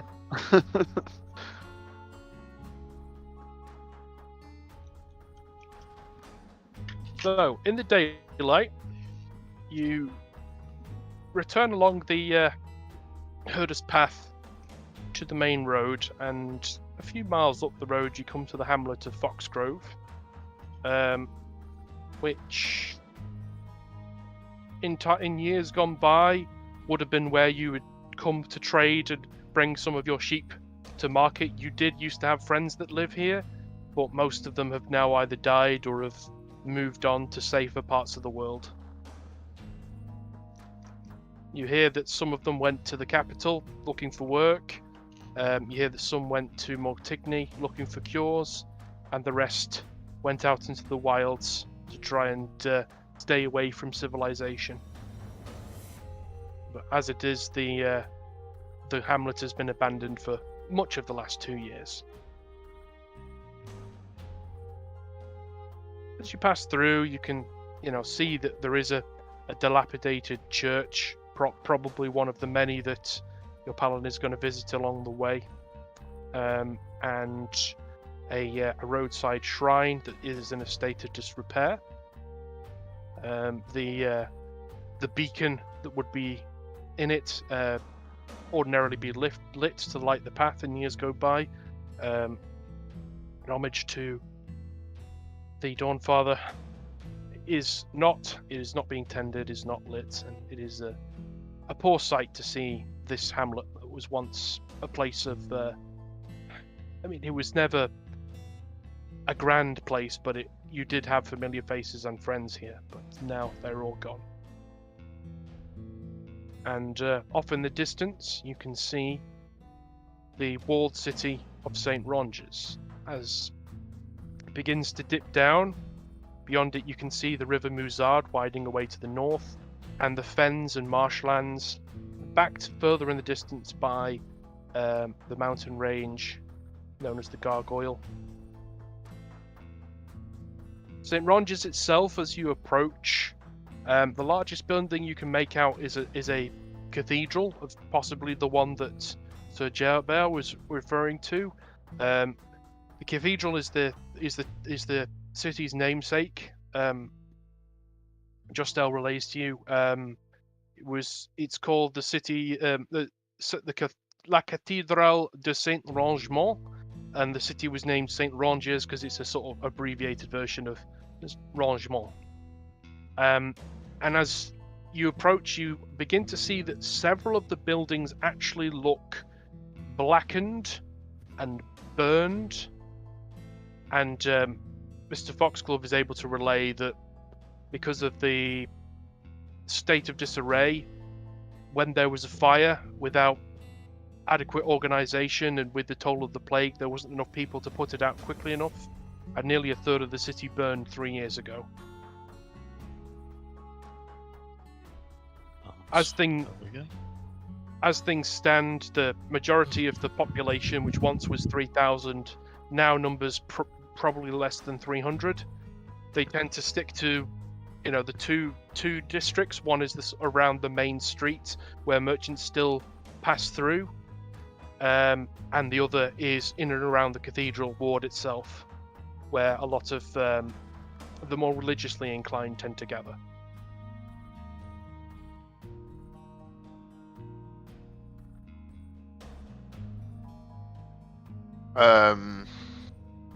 Things look bleak here. We need to find the tavern. Do you know where the last breath is? Justel. You have been in there before, Justel, yes. Yes. Why do you need to find the tavern? Because I do believe that's where our good friend the apothecary is. And he's the man we need to talk to about finding these cures, or curatives. Mr. Foxglove, you know that inn is run by the, shall we say, criminal element that run large portions of the city? Yeah, so it's I do know where that tavern is. It's run by some unsavory characters. Well, that makes sense. It was unsavory characters who told us where it was, so I think we can. Yeah, I think I think we can deal with unsavory characters.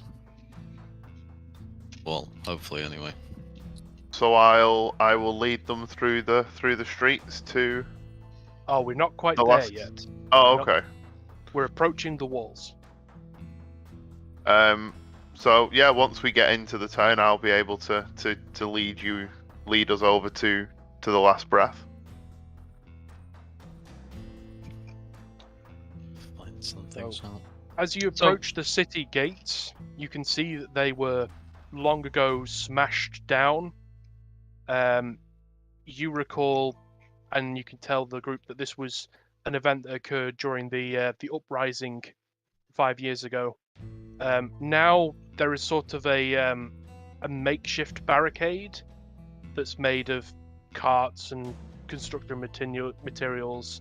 That is a sort of it's wide enough that you can get a horse and cart through it, through the gaps in this barricade in front of the wall.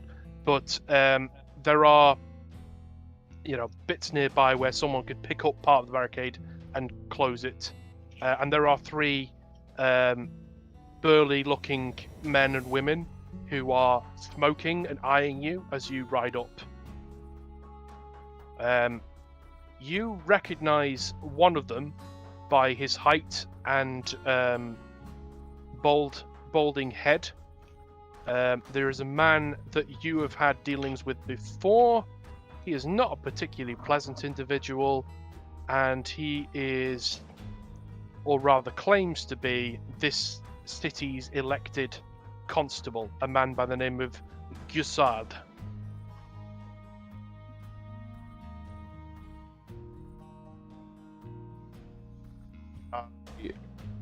Will walk up to Strahd and try and greet him pleasantly, and hide any feelings of frustration that he's on watch from him. Ah, Monsieur Foxglove, a pleasure as always. Who are your companions? They are three travelers. One is a doctor, and two are his escorts. He's traveling the land, trying to help as many people with the plague as possible. Good morning, sir. Bonjour! Welcome to the free independent city-state of St Ronges. Has your travelling companion informed you of the toll to enter the city? No, we're not aware there's such a toll. Or perhaps I should remind him, when last you came through, the toll to enter the city was 3 silver pieces a person. Now it is unfortunately, due to inflation, gone up to 5 silver pieces a person. I just turned to Murray and just sort of give him a look. Say them all.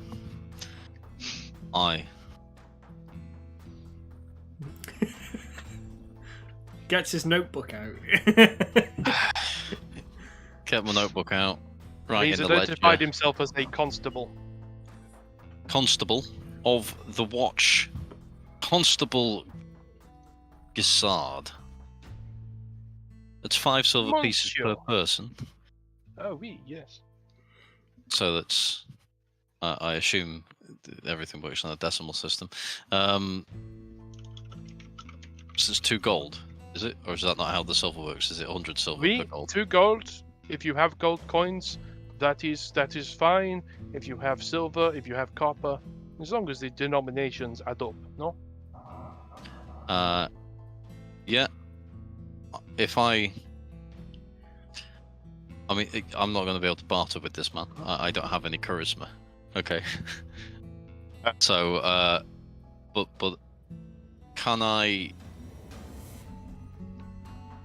give him the gold and then do a sleight of hand and just as we walk past, pilfer either the coin bag he puts them in, or at least take the 2 coins that I've given him back from him.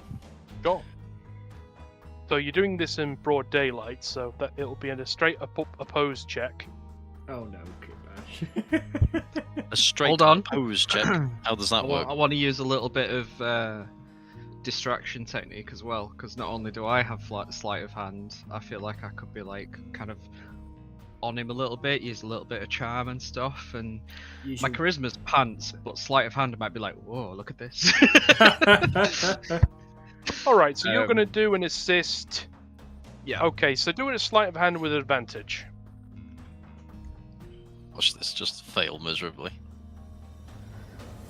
There's the 2 of you talking up and make a show of giving it. So you would take the highest, and the DC was 15, so... Get it. So you give him the... you make a point of, like, the 2 of you, like, talking to him and bantering to him, and, like, count out the various, like, gold and silver and acting for various bits of Going change. through the coppers. And then, like, he ends up giving you more... the same amount back in change from sort of confusing him. Okay, cool. Nice. Thank you, Constable. You didn't do that trick where it's like, alright, here's a tenner, right, I owe you a tenner, here's £20. Now pass me back the £20 and I'll give you back the tenner, and then we'll split the difference and I'll give you back, you know? Yeah, that's pretty much what they do. And they're able to do it because Miss Swan is, like, talking him up and he's distracted because, you know, Moray's giving him the sort of fast talking whilst Miss Swan keeps distracting him with like compliments and attention, and he falls for it. Using her feminine wiles. Yeah, be very careful not to do that very much. But so I gave him 2 gold, and then took 2 gold from him. So net 0 gold, and you've made it through the. That's 2 plus 2, so that's 4 gold. Thus equals profits, and 4 is close to 5, so we round it up to 5 gold, which is basically 10 gold, isn't it? So it's 10 gold. Yeah, you're trying that with me, but in reality you have no net loss. I know. Okay, cool. That went to plan. Yep. Thank you, sir. As we get out of earshot, I will turn to Moray and be like, he never was very smart. It's alright. Shows him for trying to get one on us there. Yeah, and you're thinking to yourself as well, Justel, you're like, bullshit, it's 5 silver. It was 3 silver a week ago.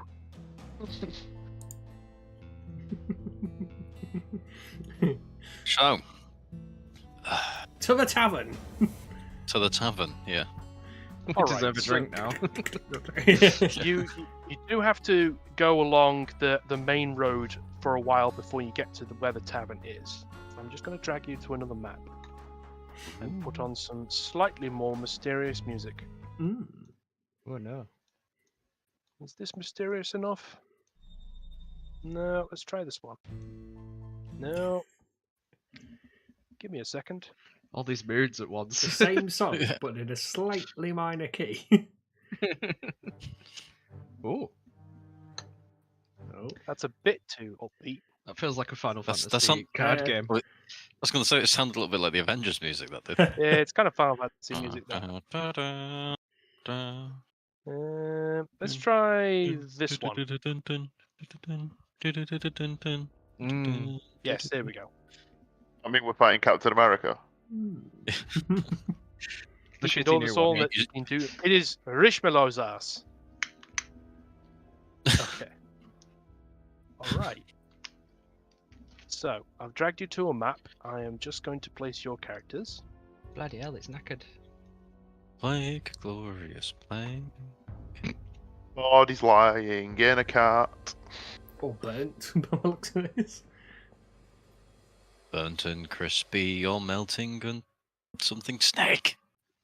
Been watching Snake, Attack on Titan the this week. snake. It looks like that quite a lot. Why do they have to be snakes? On this Yes, goddamn you can. plane. I couldn't find a decent flying snake icon, but that's a Bartimaeus icon I created to make Oh, it okay. easier for you. Oh, is that what it is? Okay. So can Okay, so I everybody just don't have to check? kill it with fire. Yeah, can everybody just check that they can control their tokens before we continue in this scene? Yeah. Yes. Although my token does appear. Bartimaeus should be on my person at the minute. I'll just put it behind me or something. Need to do you a see-through floor token, don't we?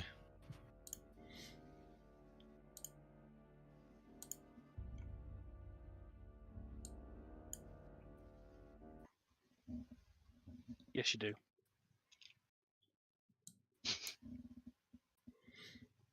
Where's that damn one? Well, there's a lot of very sick people by the looks of it.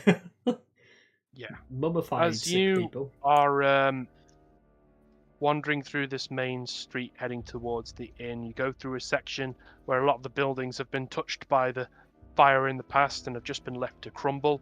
There are numerous people, some of which have got clear, bulging like buboes. Others that have tried to cover them with bandages, or with rags. Many of which have like begging bowls. And as you sort of enter this street, the one that seems to be the most aware sort of like looks at your group as you arrive. This one sort of phased in with the wall there and starts to sort of jangle his cup, and is like, "Please, spare some coin or some food, please, I beg you." I will pull like a perfumed face cloth up over my nose. And as we walk past him, I will throw him like 2 silver. All right. Oh, thank you, thank you, thank you. Yeah, I've just realised I intended to have a conversation before we enter the city really and ask about like face coverings and stuff, but it's a bit late for that now, isn't it? Well, you can Probably got a ask it handkerchief or now something. as you're at the start of this street where there seems to be plague beggars. Yeah, okay, fair enough. Any recommendations for face coverings, Doctor? Will a handkerchief suffice? With what we have here, Starting obviously, to feel quite vulnerable. my mask is the best protection I know of for any vapours or noxious fumes that may be coming off them, or infectious fumes. A I face suspect covering they're should quite suffice, hard but isn't as complete as a mask. I say with my muffled voice through the mask. Yeah. Actually, as my I'm wearing parrot my, garb, I'll have a bandana, won't I? So I'll just pull it up. Yeah. Yeah, we'll all have some sort of cloth or something Yeah. that you can put round you. I will just say, if you have any scented oils or anything to put on the mask, it will help cover the smell as we get further into the city. It smells like the ocean. Yeah, it smells a lot worse than the ocean. No, my the ocean handkerchief. smells pretty bad Oh, I sometimes. see. Yeah, the only oil I've got is the one that lamps. That's a lamp oil, so it might smell better, but it'll probably put me in a worse state if I douse my my Paraffin. mask with that one. Uh-oh, DM's rolling something. All right. Oh Jesus! None of I you don't see like that. it. Lord. We can't see anything at all. Hmm. You've done And yet the public hair roles on the instead of back of my neck private is ones. raised. Yes, I know. I like to mess with people. The hair on your legs is raised. Yeah, you can't. That's the one thing about digital things. I can't mess with players by rolling things behind a screen. What? Yeah, you need a little tube of dice that you can just do that, or the dice Yeah, noise. they're downstairs and I'm comfy. Just dice noise simulator. Get that I one. thought you were instead. dedicated to see. the craft. Have it like alt tabbed. The sound. On like a jingling dice. wood. Drop it on like a wood rolling tray so that it makes a good clunk when it hits. You've got a giant dice somewhere. You could film rolling I've that. got a few things that are I've got a amusing. bowling ball dice. Yeah. What? That was deflated years ago, sadly. Ah. But yeah. All right. So you continue on down this street, I guess. This beggar and this beggar don't they have the bowls out, but they don't seem to be aware of your presence. So you can control your characters if you wish to sort of move down the street slowly. I'm not going to steal from beggars. There's two people here that are leaning against. They're sort of sitting in the shade, and they are sort of like one of them's sweating. They've obviously got buboes, and they are like They both look like they're on the last legs, and one of them tries to like reach out a hand, but they're too weak to follow you or call out to you. Miss Swan, are you following as well? I did move. Has it not moved on the thing? Yeah, Keep but moving. yeah. We keep All right. moving. So when you get to, just stop a second, There's just a bloody Ellen. snake in me way. Yeah, just stop there as you were. Stop right there, Grandma. When you get to there, there is a pile of corpses, some of which have been wrapped, some of which have not been wrapped, and the carton, the abandoned cart that it's riding on, seems to be rocking back and forth. And as you watch, a black rat of pretty unusual size moves out from the shadows, looks directly at you, and then does an audible squeal. At which point, I would ask everybody to roll for initiative. Oh Lord. Vengeance against the rats. Here we go. Like, blink. Oh, for God's sake. 15.15. Yeah, Yes. don't ask. My initiative's done something weird, and I don't know what it is. It just did something stupid. Getting that a Why little is bit it the- extra, aren't you? Just have to be a step Yeah. ahead. What was it? The I bloody forgot to bottom with select initiative? my token.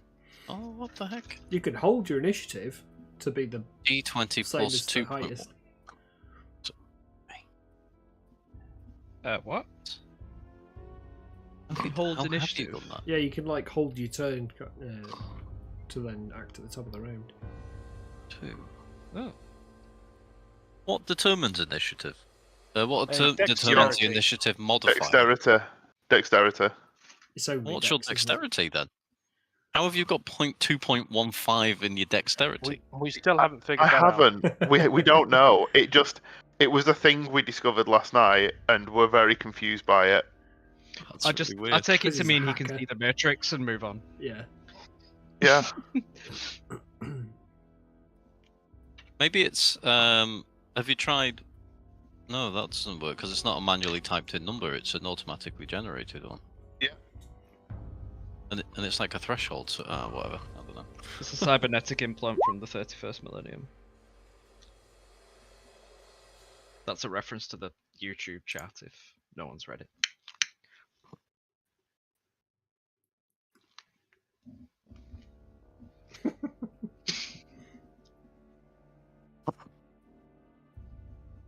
give us a second to set up initiative, and we'll get into a nice little That's a combat. flipping big rat. Yeah, it's a rodent of unusual size. One last Oh participant. god, I couldn't even see it. Bloody hell. Yeah, I've put little auras on them so you can pick them out against the map. I'll Yeah, I reveal needed the that, others thank you. shortly when they act. Blind. This is where we need that oversized kitty. Yeah. Where's your animal companion? I am the animal companion. I forgot to say, when we're in these situations, if you highlight your token, don't do it now, but if you highlight your token so that all those little blobs and things appear, then when you press initiative on then, it associates the initiative roll to the token that you've got selected. I'm just guessing all of us didn't select our character when we hit it, because mine popped up with a little red sign that said, you wanted to send the result of this roll. to a What's tracker. your No initiative token was selected. modifier, Miss Swan? 3. 3? It says in the brackets. 3? Okay, so I'm going to give you 5.25 initiative. So you go slightly in front of the other thing that rolled 5. Thank you. And Murray, what was yours again? 0.25. As in, what, the whole roll or the 14. my initiative modifier? 14 is the roll. Cool. Alrighty. The last person I need to know is what's Ramiro's initiative modifier? 2. Right. Okay. On a tie, goes to NPCs. So.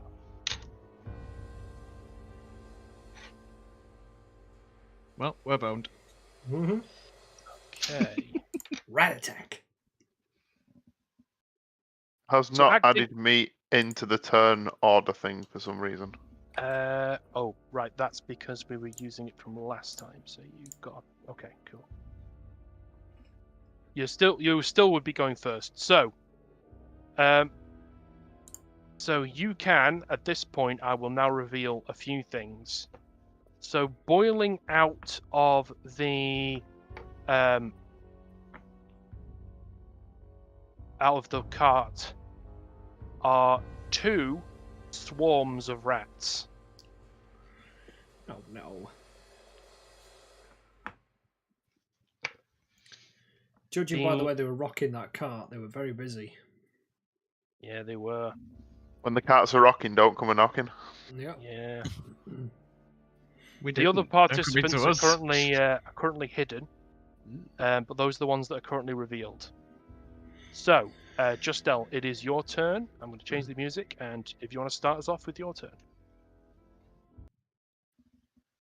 I will retrieve my shield off my back. All right, that's a movement action. I will use my free action to hold my hand down and kind of whisper like looks like you get what you wanted, and mist seeps out of my hand and forms into the shape of a blade. And then I will cast an Eldritch Blast on the giant rat. On the giant rat or the swarm? The big one, the big blue, Okey-doke. the big green highlighted one. Make a spell attack roll. Yes. That is the thing that I need to do. And it is there.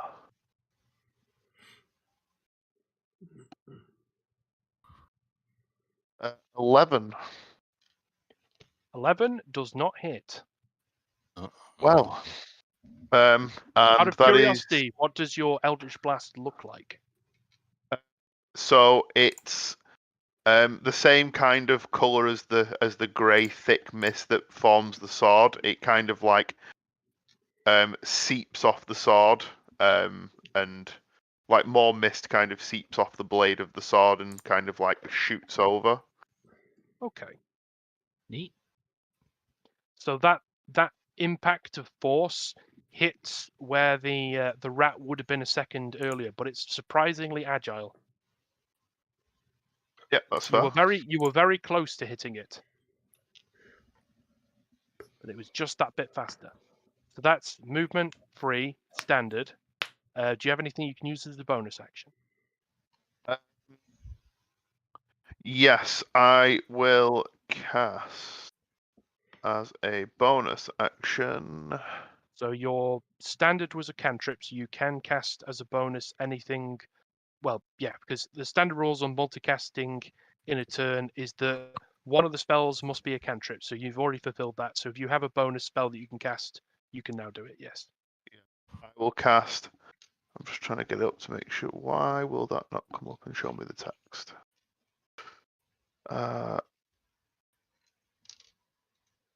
That's why. Is that a bonus action? No, that's one action. I will cast Hex. Okay. On the giant rat All right. as well. Does Hex have a saving throw? It's been a while. It does not. It is just targets it, and whenever it takes damage, it takes 1d6 necrotic damage as well. Oh, From sucks me. to be that rat. And then when it dies, I can pass it on to another model, another creature. All That's right, pretty let me handy. give it a. Is that any damage source, or is it just damage from you?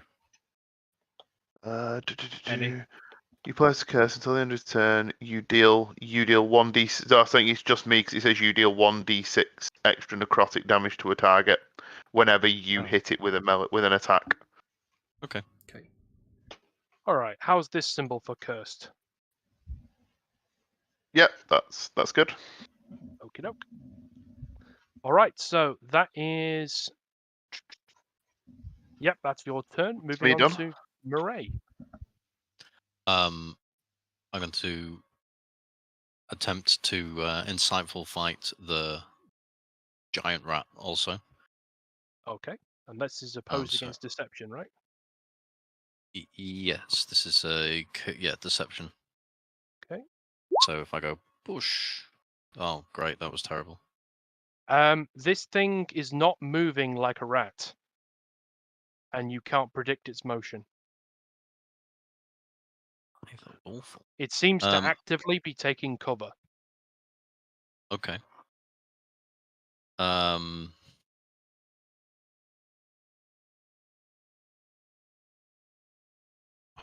Rightio. But you can't. Other than that, that's all the insight you get. I'm afraid. That's okay. In that case, that was my bonus action, wasn't it? I can't. That was your bonus. So I can't stealth now. I can't hide because that's a bonus action as well, isn't it? Well, stealth can be done as a movement action, As a movement action. Okay. But then I can't. providing move. that you have cover, which you do have cover. There's plenty of broken buildings. If you were just to simply walk here out of line of sight, you could get into cover. Okay. But then you wouldn't necessarily have line of sight to hit them. Yeah. No, that's okay.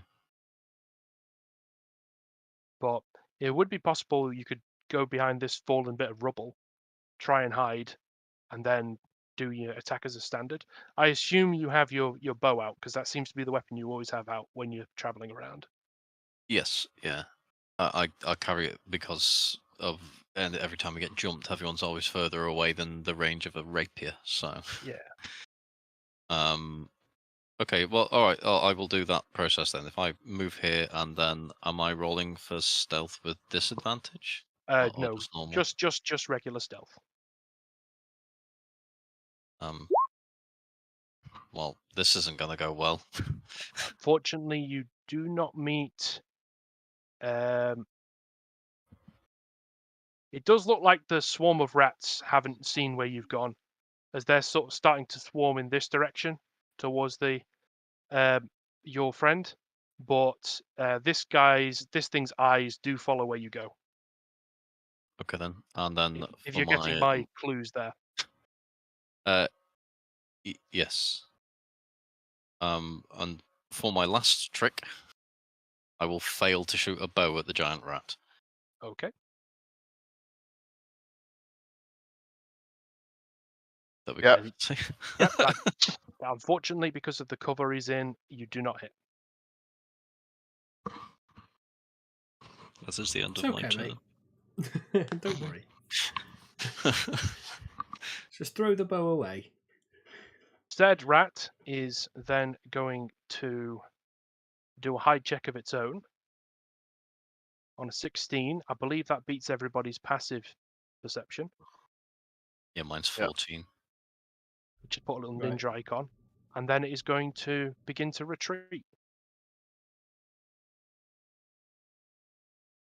Passing then to Dr. Ramiro. That little rascal. I will unsheath the sword. I'm going to put him on the GM layer so you lose track of where he is. Okay. All right, so you're drawing the short sword? Yeah, there's 2 swarms of rats. 2? Oh yeah, I can see 2. them next to each other. I will. I'm gonna cast acid and say, Bartimaeus, let's try and kill some of these disgusting creatures. And again, just reach for a quick vial, shake it up, whispering at the same time, and then unstopper it and fling the contents, not the vial itself, fling the contents at the one that I can see that's directly. Yeah, you can see both of them. They are sort of spilling out of the cart. All right, so they both need to make a dex save, I think. Yeah. Okay. Unlikely to go well for them. Let's see how that goes, because we all remember the CrossFit zombies. Okay, that is improbable, but it did happen. So they both made the save. Perhaps the cart was in the way and you didn't get a clear shot. There's also a 7 there. Yeah, that third one I rolled just to check it wasn't broken. Yeah, because you rolled 3 16s in a row. Yeah. Well, technically one was a modified 16. Well, acid has just splashed that area and fizzed, and I mean they are quite a large swarm, so Yeah, that's up but to they you. are like all inside of the what do you call it? Does it do half damage on a miss? I can't remember. Don't think so. Because No, you just used the cantrip, didn't you? it's just a cantrip, yeah. Okay. Yeah.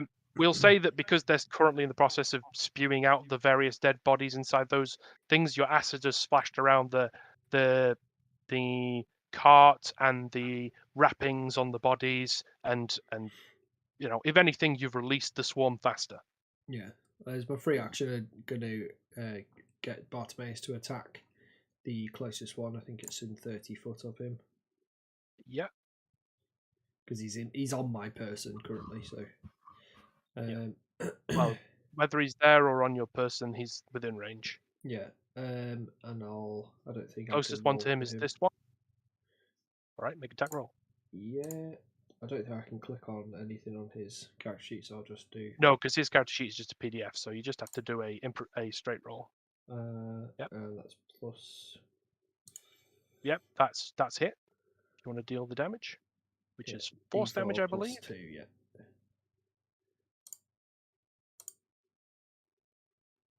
Yeah, 2 seconds.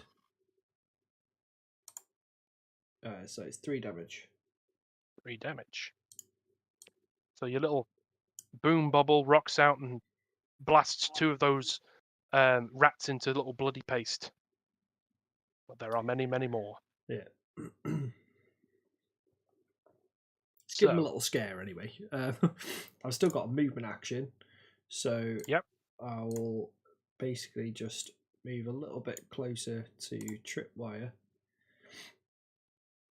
and so would I be able to quaff a potion? No, that usually is a standard action unless it's a spell ability that says otherwise. It's my experimental elixir. Yeah, that would be a standard unless it says otherwise. Yeah. Okay, fair enough. So then that's the end of my turn. Okay. Are you sure you want to go there? Well, I've moved there. Okay, that's fair enough. Maybe I'll move slightly back so I'm in line with Tripwire now that you've said that. All right, so I'm just going to reveal the other combatants as they come out of hiding.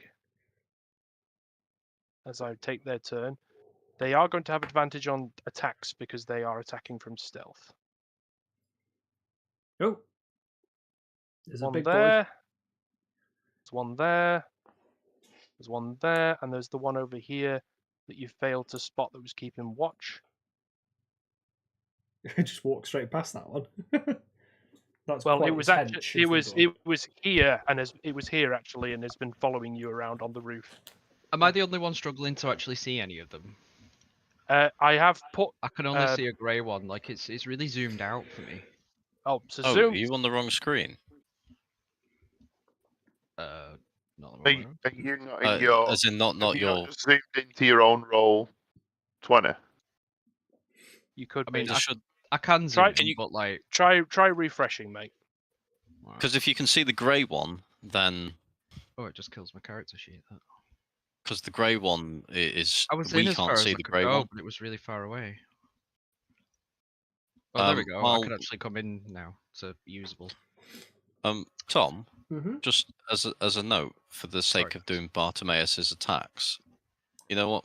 If you're on your character sheet Mhm. and you've got where your weapons are, if you click that purple plus sign and change the stat to the line, unclick proficient, and then you can add your damage and change the modifier to a line as well. You can add a button for Bartimaeus to attack. That's a good Just idea. see that after roll random dice every time, you can just do the click and it'll do the attack roll, and then it'll do the damage roll afterwards if you just click on the number underneath. Yeah, I'll add that in. Okay, so this rat jumps off the roof and tries to attack you with advantage, but fails to hit, Miss Swan, because I believe your AC is higher than a 10. Yep. And another one is going to come out from beneath these rotting timbers and try and attack you again with advantage. Okay. That is a modified 20, not a natural 20, so I believe that hits. Good. Yes.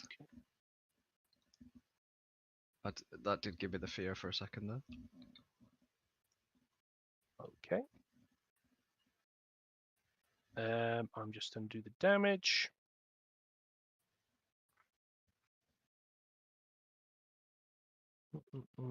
Yep, which is this. Once I've got it on my little shorthand, I can just do these quickly.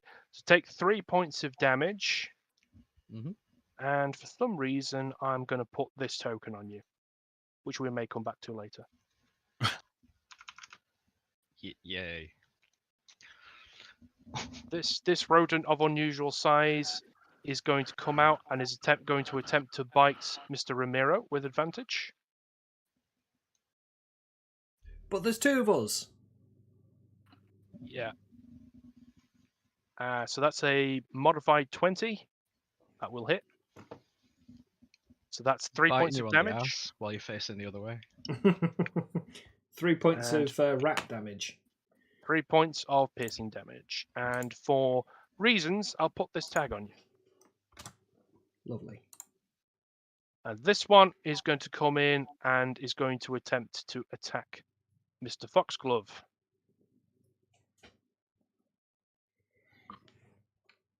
Let's do it. All right, so with advantage, highest there is an 11, so no dice. Yeah. Oh, So now we go to Miss Swan. There are 4 rodents of unusual size. Well, a fifth that seems to have scampered off. That is the technical term, scamper. And from what you've heard, there's a large group of enemies over this way that Dr. Ramiro appears to be throwing acid at. But there are I was 4 interested in in the. those, but now I'm interested in the ankle biters. So Yeah. We're just gonna start blasting like Danny DeVito. So I'm guessing they're the same basically. Yeah, they're both giant rats. Okay, so the one to the I'm gonna say north is my priority. Yeah. For reasons. That's the first shot. That will hit.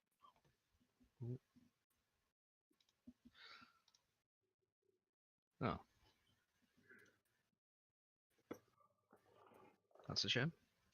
Okay. That you clip the rat, but you do not take it out.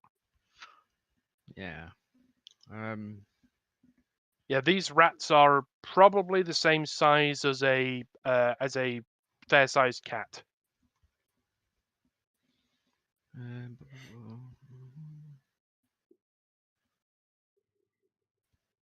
Much Sorry, 1 bigger. second. Screw it. I'm going for second wind because that otherwise that would just be me. So we're gonna shoot it again. Do you mean action surge? I do. Sorry about Yes. Okay. fair enough. that. Second wind is Second like wind's a heal. heal, isn't it? Yeah. Yes. Boom. That is also a hit. And that's better. That Big number. all right. That blows its brains out. Good. Little shit. All right, that's your standard, and you've used action surge to take a second standard. You now have, well, you usually use your free action to reload anyway. You have your movement action if you wish. I don't. Oh yeah, actually, let's come and do that. All right, that will provoke an attack of opportunity Will it? Why? because you've left. How it works in 5e is if you leave a threatened square, it triggers an attack of opportunity. If I okay. Obviously, I've misunderstood because I thought if you stay one square all around it, you're fine. No. You move through a threatened square, it's going to hit you as you're moving. Oh, all right then. I'll stay still. Where did I start? You were The there. one in above this- where you were. yeah. Yep. Yeah. So Well, Judging by their low rolls, now they don't have the advantage of surprise over you. They may not hit if you try and get past. no, it's all right. I was coming to try and block them swarming on the doctor, but yeah, it's fine. I'll stay where I am. Okay.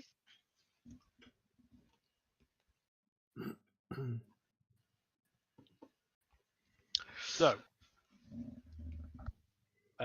is it okay? So is it the road? Is it the rat? Okay. So is that your turnover? Yep. All right. Now we go to the swarms. First swarm is going on the doctor. It will move through a threatened square of morays, so you do get an attack of opportunity, and you will have advantage as you are currently stealthed against them. Okay. That would be just a standard attack, yeah? Yeah, technically it would trigger when they move to. Oh, that's Doctor Amira. Sorry, when they get to here. Okay. 24. 24 will hit. You And can I hit, do. and you will put your sneak attack damage on this. What's the Oh. crit rating of the rapier? Is it 19 to 20? That's a question. Let me have a look. Because you've rolled 19 there. I thought the crits were. But no, it's not 19 to 20. No, Okay, that's what I'm that's asking. in a previous edition. Everything has a crit range of 20 now, and then if you take Yeah. if you take the champion class, you can increase the range, and then other There's magic a feat weapons somewhere. increase it. There's a feat that does But there's it as a well. feat as well which lets you do 19 and 20 as your crits. Yeah. Okay. But there we go. 19 damage. 19 damage, and what kind of damage is this? Piercing. So I've gone. Piercing. All right. So you have Rat kebabs. you slash and skewer, and you feel that you take nearly half their number out as you've caught them unawares, but they you do manage to divert them from the doctor, but instead of their last squares of movement, they will instead go for you. Okay. Thanks, buddy. But let me just calculate. You did 19. Right, cool. So they're a literal swarm of rats, yeah? Literal swarm of rats, which means that most regular damage actually gets halved against them. Oh, okay.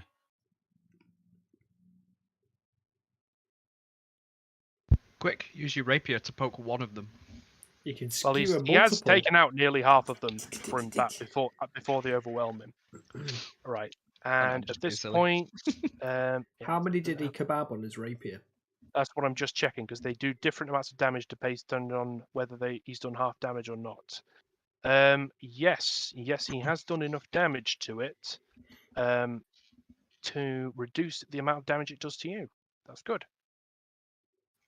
I like those. That combination of words is a good combination of words. All right. So this. Okay, this is to hit you. It's a 9. No. So they're not able to, even though they're swarming all over you. You're managing to keep them at bay with your rapier. It's that impressive animal handling. They can still smell the cat on me. They are overcome by fear. Well, you've been blessed by the cat Momentarily. because the cat slept on you. Yeah, well, not for that bloody first one though. Okay. As they run into your square, you will get an attack of opportunity against them, Justel, and so will you, Dr. Ramiro, because you've got your sword in your other hand. Oh, this nice. From which one? Oh, I see.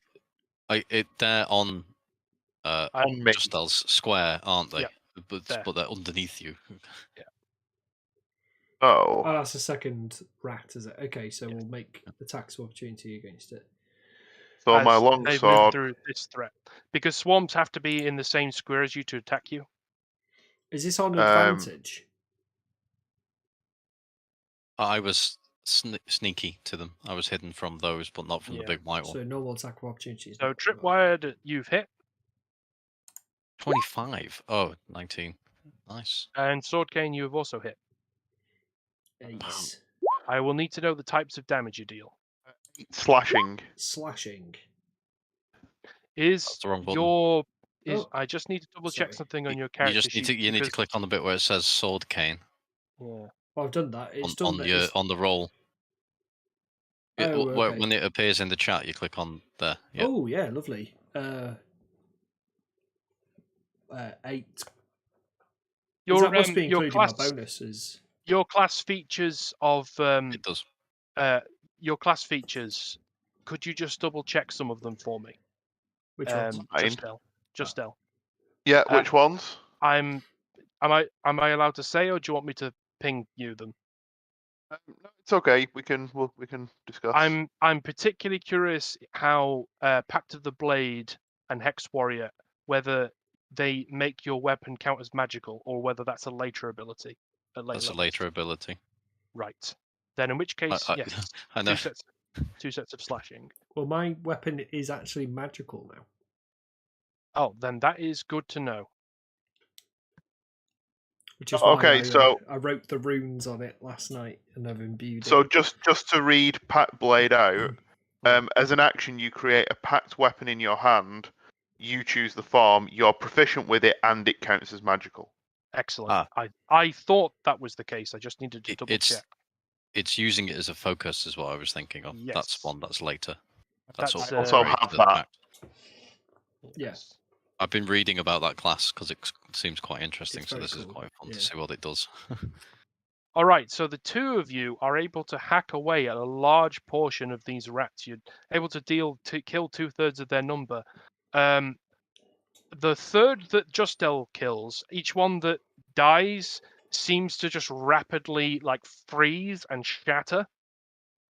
And there's almost like an after image of the mist coming back into the blade. And the ones that you kill, Dr. Romero, what does your magic blade look like? Is it just glowing slightly? So the sword cane has runes along the blades which glow a vibrant green. Right. And would inflict, I don't know, magical slashing damage. I don't know. Cool. maybe some acid. Perhaps it has like a cool fighting game green after image as you slash. Yeah. Okay, so the rats will then attempt to attack Justel. And it's this again. Oh, natural 20. Yeah, that hits. This gonna suck. Just... I keep telling you, genuinely killed. RNG's a slave with you. The rats are hacking roll 20. Well, because you managed to get it below half HP, it's not going to do 2d6. It's only going to do 1d6, but that is doubled. So it's not gonna suck that much then. Okay. So Hey! you take 7 points of rat bitey damage. And for some reason, I'm also going to put this on you. Lovely. All right. And that was the end of round 1. Round 2. Ding. Begin. Fight. Just Foxgrove, it is your turn. There is rodents of unusual size to your northeast and to your south, and you are currently being surrounded by a third of a swarm of rats. So, I will. I'm going to stay exactly where I am.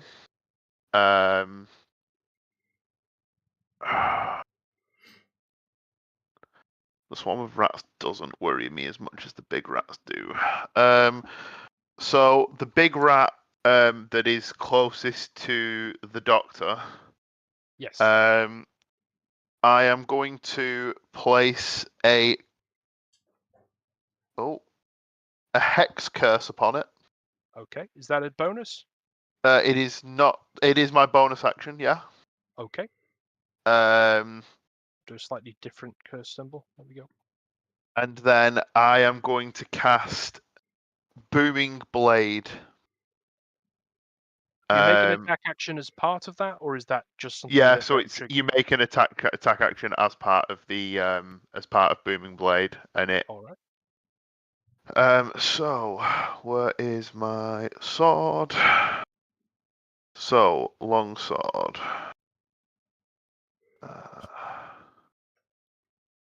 That will So hit. a 13 That will hit. and 10 slashing damage. Oof. That takes it out. All right. Outright. Oh, nice. I heal 6 HP. Excellent. This will also heal your necrotic damage. Oh. So you will So heal back up to 27. so my max HP goes back up basically. Yes. So you should now be on 25 out of 27. Cool. So and you hear in your mind as you stab it, and this thing just sort of cracks and crackles away, blackening from where your sword goes in, and you hear the voice on your head sharply with that familiar headache saying, "Yes." That will end my turn. Mr. Munchon, it is your turn. Okay then. I am not going to move because those little bastard rats will attack me. So, can I attempt to hide from the rats that are actually? Can I You can I can't move without hide. them attacking me? Unfortunately, not unless you do a disengage action, which you can as a rogue. So you could use your bonus to disengage. I can. Remember, they are in the same square as you currently. Oh right, okay. My guy's just been chucked in the. Oh, right. That makes more sense. You moved moved him me out of out the way. I didn't so know you could whether. see where they were. Yeah, Yeah, I didn't move you That's back. fine. Okay, so I'm actually. Yes. That's the wrong button. I'm actually here at the moment. Yes. I can't shoot out of it, can I? I'm basically just stuck in combat unless I disengage, or is that not how it works? Yeah, I assumed when you did your attack of opportunity, you had your rapier out. So I assume you have your rapier out now. That's a good point. I do, don't I? Because I forgot otherwise, about you that. wouldn't have been able to make that attack of opportunity, and they would have done considerably more damage to you. That's true. Okay, in that case then, I will do an insight roll to see whether I can get insightful fighting off this time. That I didn't mean to do that as advantage. For God's sake. It's fine. We'll just take the one on the left. I'm not even going to bother rolling because they have no chance of making that. So yes, Okay. it's a swarm of rats. You know how to deal with swarms of rats. You keep them from climbing up on you. You go for the spines. Okay. Now I have sneak attack back on. I don't have advantage, do I? No. No, but you because can I'm the still only sneak person. attack because of insightful fighting. Yep. So, give him a poke. Oh, yep, that'll do it. Then I will press this button. Thomas do ignites that. his green lightsaber. I've made a mistake on that. I'll just ignore that.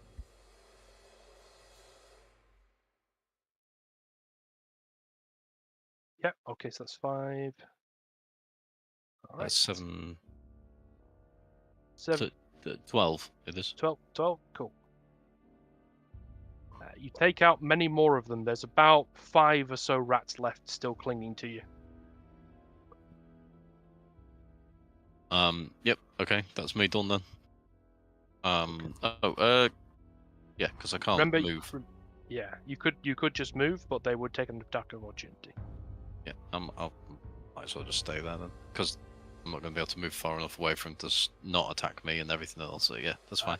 I'll stay there, being swarmed by these things. I mean, technically, if I moved, they're crawling on me anyway, so they'll probably just carry on being stuck to me. Yeah.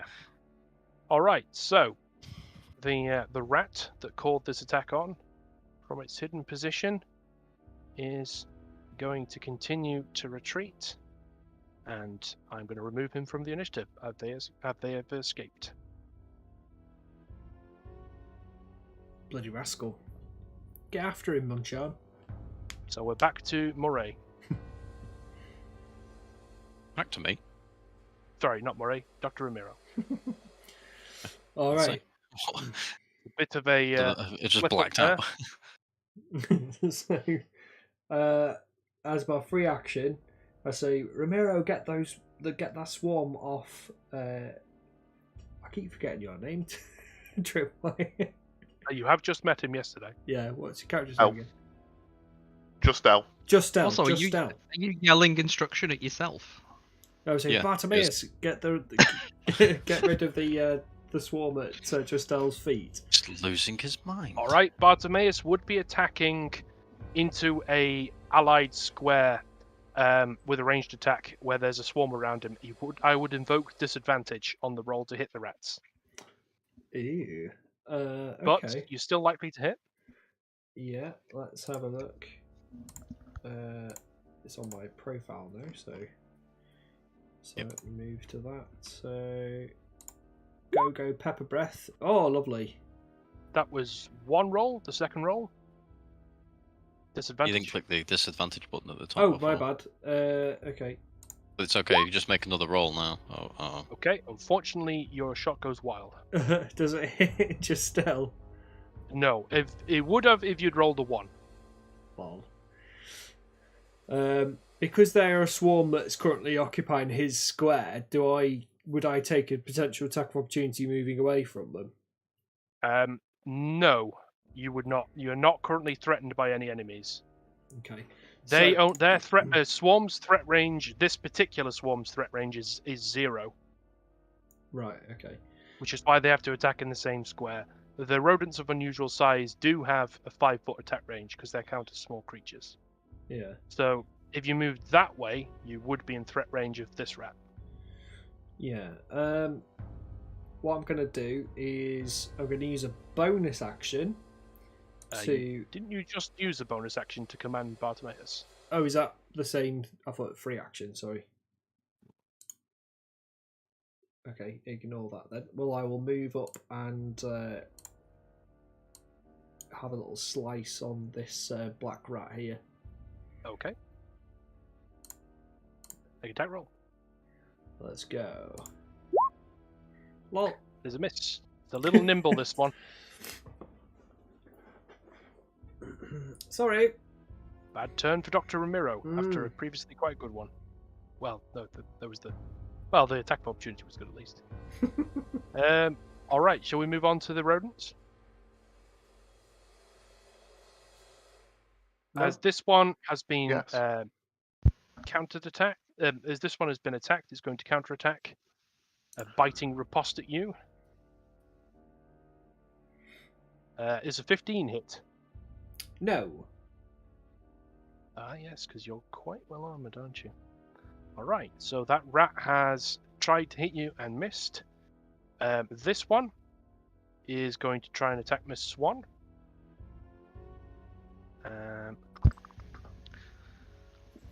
Bring it on, little shit. And a natural 20. Uh-oh. I regret my words. It was about that time It's wrong with that Quill realised he'd messed up. you. Is that All 6 right, of it? so that is 5 points of damage. Doubled? I've just rolled it twice. I forgot to double it. Yeah, let's double it. Okay, so it would be 1 times 2, so 4 points of damage less. Oh. Because you double the dice roll, not the the modifier. Okay.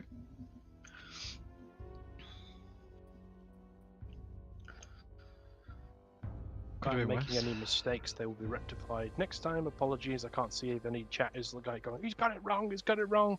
I mentally have to change gear between 3 systems every week, so. We appreciate. And I have too many editions of D&D in my brain. Including many spin-off games.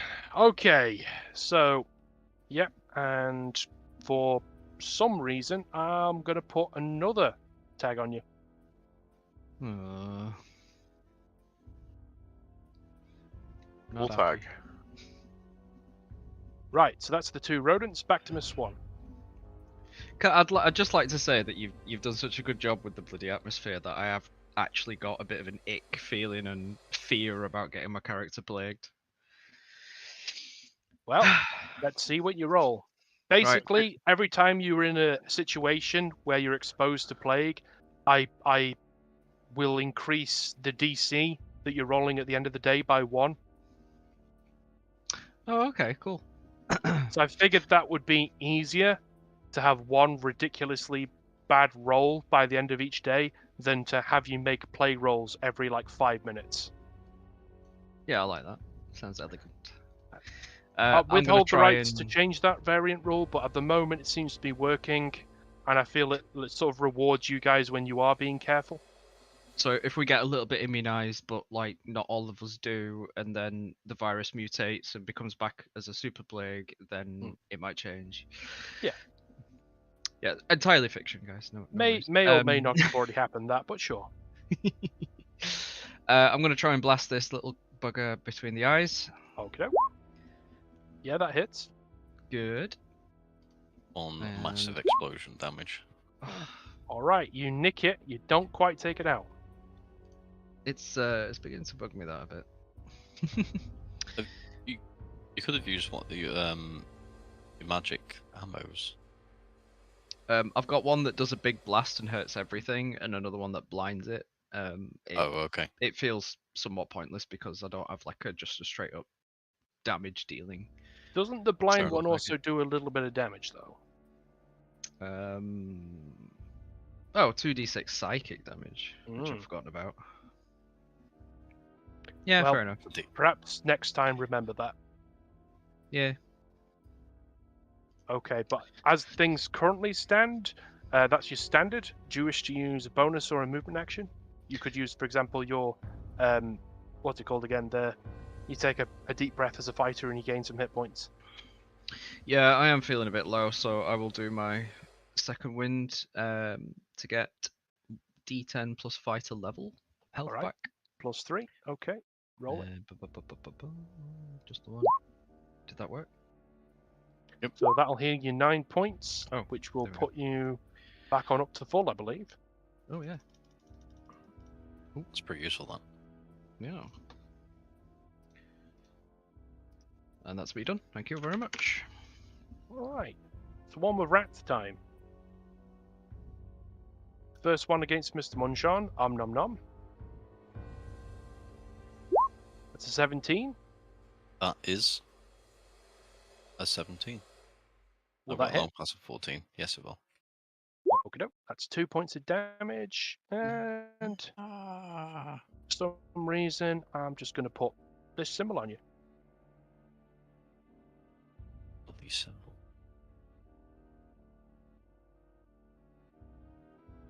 And then moving on to the second, Mr. Foxglove. Nom nom. Hit me with it.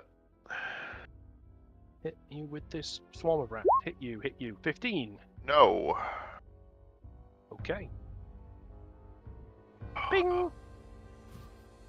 Can't get through your armor. Moving on. That was the end of that round. Now on to round 3. Fight. Justal Foxgrove. Friendship? So, So, I- That kind of hit me in the childhood. That. I am going to Animality. stand perfectly still and cast Booming Blade on the swarm of rats that are trying to run around me. Cool. I should point Angrily. out that rats' vision is not based on movement, but I don't think that they're going to survive long enough to make that point. Yeah. So, roll that spell attack then. A 12. That will hit. Roll for damage plus Booming Blade damage. So Booming Blade happens when you move. Well, roll for damage. So it's 8 magical damage. Right, well, that will kill the swarm as it's magical. So, what as flavor text, let's say your Booming Blade does trigger, what does that look like? So as the necrotic, as like the mist kind of seeps into them as it hits, and they, like as you said before, they kind of like go all necrotic-y and frozen, and then there's like a surge of almost like sound that just causes them to like shatter outwards. Cool. And then little bits of the vapor released by these shattered corpses then comes back and seeps into your sword. Yeah. Yeah. You're enjoying that voice too Okay. much, James. And we are... Well, that was your I'm standard. convinced. Do you have a bonus and a... What are you talking about? That's my normal voice. What are you guys hearing? That's how I sound when I think about kebabs on a Friday night. Yes. It's Friday night. It's calling out to me. uh, Donna. Yeah. I am considering kebabs right now. I do not have a bonus action that I wish to make. Okay, would you like to make a move action? No, because I will get hit by that rat. Okay, strategically sound. Passing the round to Mr. Munchan. Love it how he tries Okay, to bait us into moving. I am going to stab at the rest of the rats. Okay. I got insightful fighting on them last, didn't I? Yeah, I did, because I got the I sneak attack. believe so. Were this an older edition, you wouldn't be able to because Swarm's previous edition had the ability where you couldn't sort of like target a swarm with any effect that targeted like a single thing. There was a bit of a grey area on there, but I'm happy to allow it. Okay. It lasts a minute, Yeah, So, we're good. We're good. so I'll stab them again. Another hit. And 13 damage this time. 13. 13 when halved is just enough to take the last of them out. Yay. Ah, thank God. So you describe how you get a bit of revenge against this swarm of rats. Sort of, I think generally what I've been doing is, as they're crawling over me, I've been sort of stabbing down.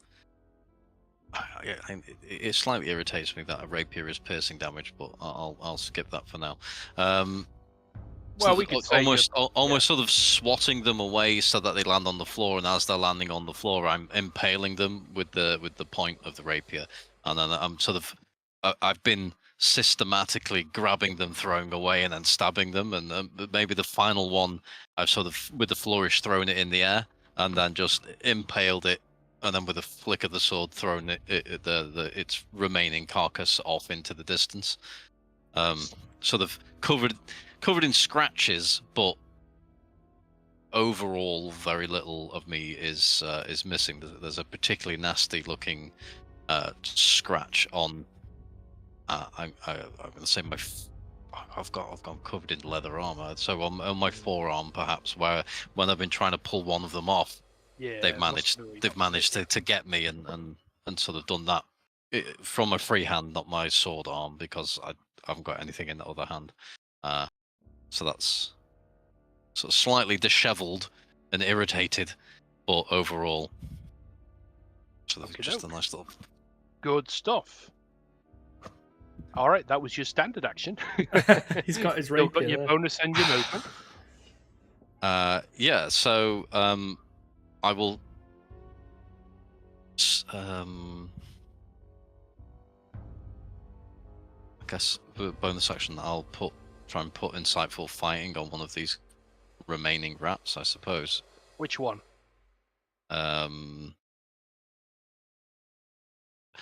Guess this one down here. That's next to Miss Swan. And I'll go bloop 19. Yeah, I'm not going to bother rolling that, mate. Okay. What symbol did we decide on for your insightful fighting again? I think there's one that looked like an eyeball or something. Oh, I thought it was the target. Okay, cool. Eyeball. Oh no, no, sorry, yeah, it is the target. The target. Sweet. Yeah. I think we did the same thing last time when I said it's the eyeball, and then you went, no, the target. I'll do it every single time from now on. Yeah, the target. And then if I move towards it, it's then going to have an attack of opportunity, isn't it? Can I switch to my bow, or is that a bonus action, swapping weapons? That'll be, depending on the weapon. In this case, I would say to sheathe your rapier and get out your bow would be a movement action. Okay, well, I'll do that then. Okay. And then that's me done. Okay.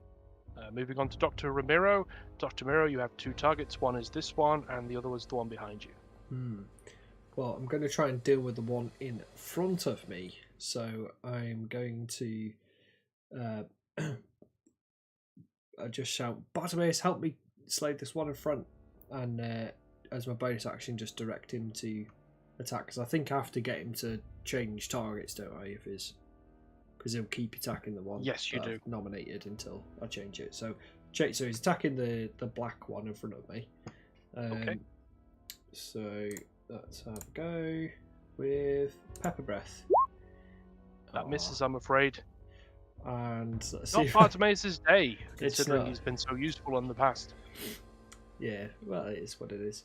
And since he's right in front of me, I'm just going to sword cane him to the face. Hopefully. Hey! Yeah. Let's see what damage you do. Clicky the thing. Alright. You managed to cut off its tail. It's bleeding profusely, but it's still coming. Well, it's got less dexterity now, it's lost its tail. I know, it's not going to have any balance at all. That was bonus attack. Do you wish to use a movement? I can't disengage Without threatening an taking- attack? No. So no. Alright. Moving on to the rodents of unusual size. This one is going to use its action to disengage, meaning that it does not suffer attacks of opportunity. The pest. And then it's going to use its movement action to continue retreating. Just need to double check its movement speed. Yep, they are quite fast. Oh, it's gone. This one is going to do the same. It's going to disengage, and it's going to run this way. Running through the building.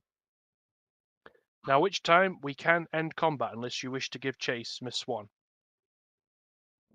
Yeah, I'm giving chase. That thing pissed me off. Well, that one has currently ran into cover, so I'll say it has 3/4 cover, but you can still see where it's gone. This one over here has no cover. The one up the road. Nuke it. This might seem like a daft question, but is there a range on my pistol? 'Cause yeah, I actually there can't should see that. It's probably Well, you do have the ability to ignore cover in some circumstances, don't you? Do I? Let me just double check. I ignore the penalty from a target being within 5 feet. And the loading property. Yeah, the That's ignore covers something that you can get later on, I think. It is, yes, it is. You haven't got it at the moment. so Okay, feet. cool.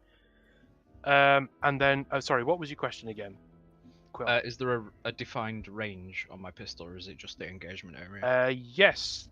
Is it not in the weapon? I don't seem to be able to see it. Let me have a look. I'll look it up for you, and you can write it down.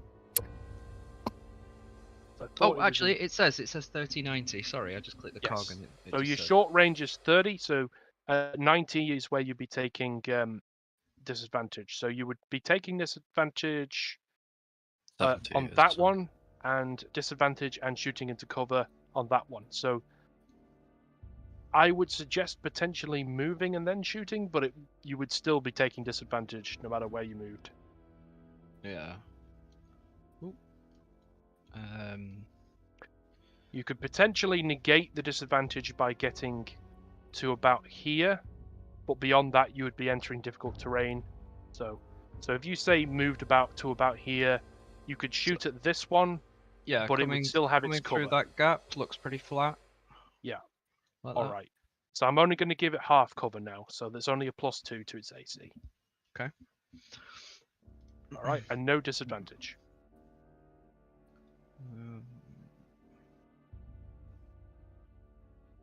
Okay. Taking the shot. Doke. That will hit. Okay. We're gonna turn that into an arcane shadow shot Okay, showing up. because I can, and it's annoyed me. Is that the exploding one? No. It's the one that I was tempted to do that, just to blow like the ruins and stuff, but there hasn't been time to really check what else is in there. So Just blow a few 13 orphans piercing. apart at the same time. That's full damage. Yeah, and that's before you roll the thing. Yeah, I'm still You have to gonna. add your 2d6 as well, don't you? There you go. 23. Would you be pleased to know that out of its 7 HP, it is now on -20? Yes, that makes me feel strong. Thank you. All right, so I'm glad you took the bloody mess perk because it has now been vaporized. Oh, classic. I noticed you spent all day on Fallout yesterday. Well, I was getting inspiration from one of my other games. All right, so plus also there's events, but I've done all the event stuff now. Right, that was Miss Swan, Justel Foxgrove. Hold up. Oh, did you want to do a bonus? We're still.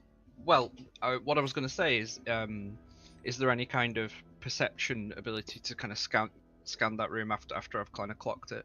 Yes, active perception will be a standard action unless you have a class feature that reduces it. Otherwise, you'll be using your passive. And I will tell you that with your passive, you don't detect anything else in that building. All right, fair enough. Let's move on then. Thank you. Justel Foxgrove. So as the last rat runs away, I will Eldritch Blast it. Okay, what's the range band on Eldritch Blast? I can't remember off the top of my head. I think it's 120 feet. Well, you're definitely within one range band. Yeah, it's insanely far. Make that attack on this 1 HP rat that's running for its life. Yeah, and it's not getting away. Little bugger. 13. No witnesses.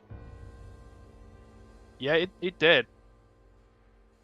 You want to roll damage to see how dead? Only 3. Quite dead. Enough then. An Well, appropriate amount of that. first it died, now he did.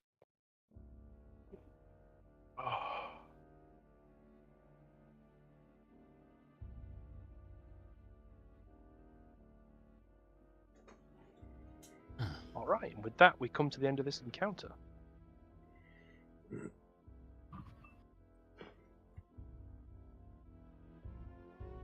So, you take a moment to catch your breath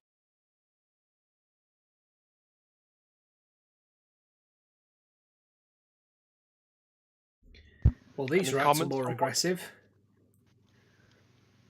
I'm gonna come back to the party and show impressed appreciation for Justel's abilities, because that came out of nowhere. It's more to Literally. you than meets the eye. Da-da-da-da-da. Bit of a transformative situation we've had ourselves in there. For Just thousands tell. of years, Yeah. the Decepticon. Never I mind. take it you're not just a farmer then, Justel.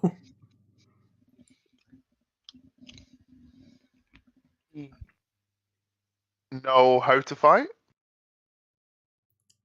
Well, that was very handy in a pinch, as we did get ambushed by rats. But this is strange. You all They've did. never openly attacked us before. Have you seen? But by before, I'm assuming you've had issues with rats like this previously. Yeah. Watching, reading. They're troublesome, these rodents. Have they always been this big? No. That one that the one next to you that you've killed is nearly the size of your cat. It's very unusual. We have seen big ones though. Yeah, I bet you have. Some of them. Oh, Some of my. them were watching us in the previous town that I've forgotten the name of. Did it begin with M? Mortigny? Mortigny. Yes. Ding, ding, ding. See, I take notes.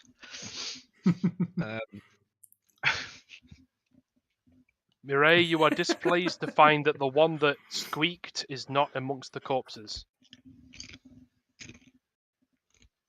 Bastards. What big bastards. Slippery, that one. I guess it's...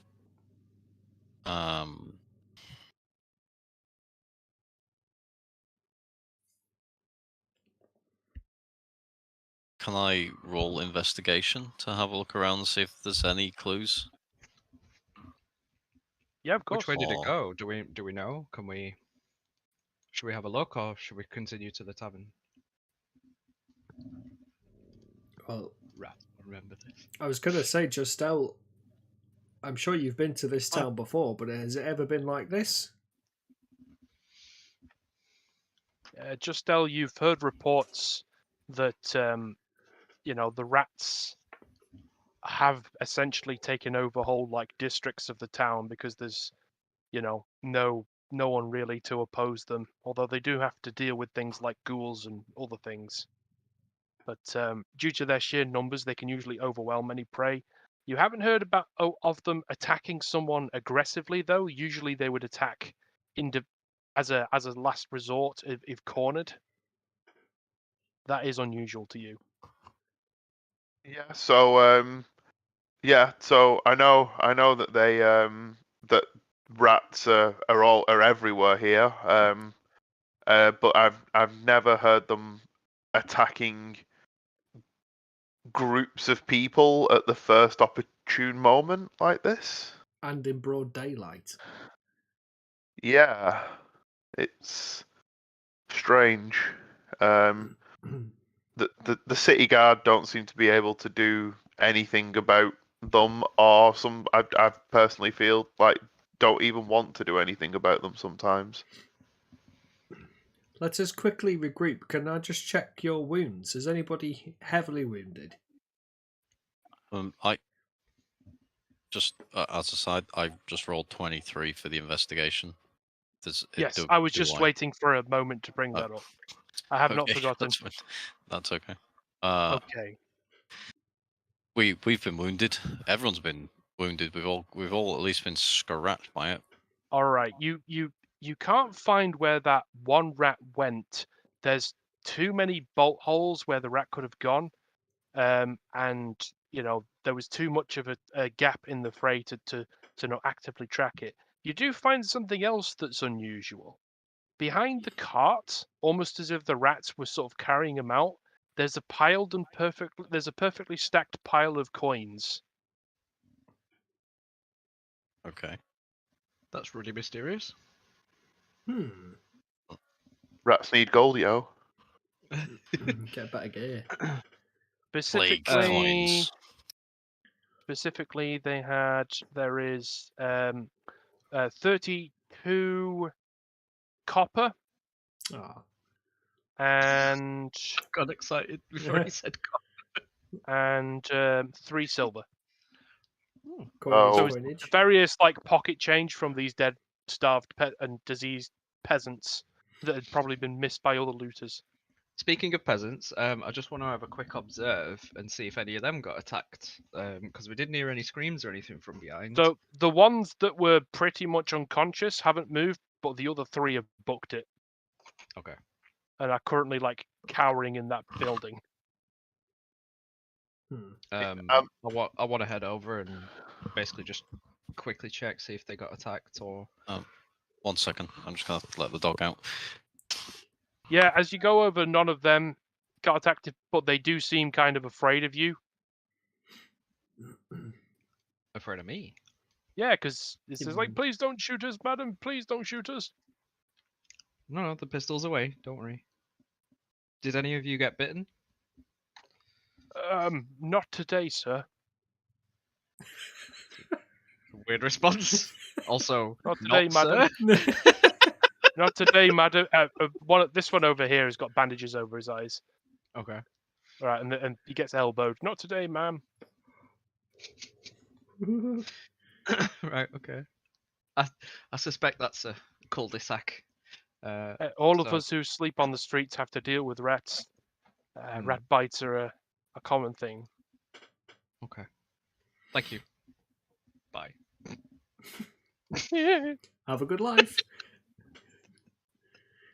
Yeah, that wasn't going anywhere, was it? Well, so who's the most injured out of us all?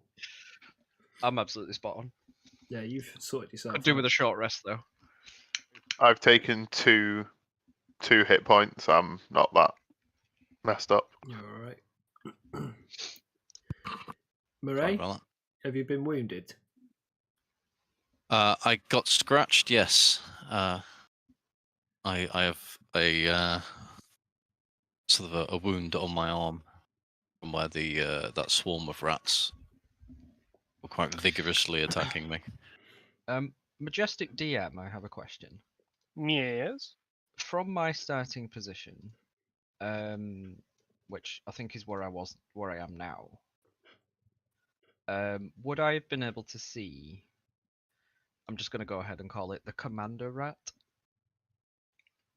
From where you were, you didn't see where that rat went. You didn't actually see it happen. Was I aware of its presence? The 3 people that were in the front rank saw it, but you were there at the start of the combat, so you didn't see it. But you will have heard the squeak.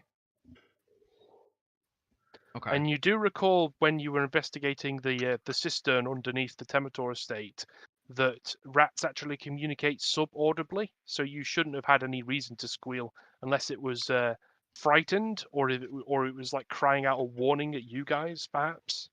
Okay, so I don't need to spell it out, but I'm going to mention to the group while Doctor's doing his thing. That's weird. Perhaps we should talk about it. Maybe consider it.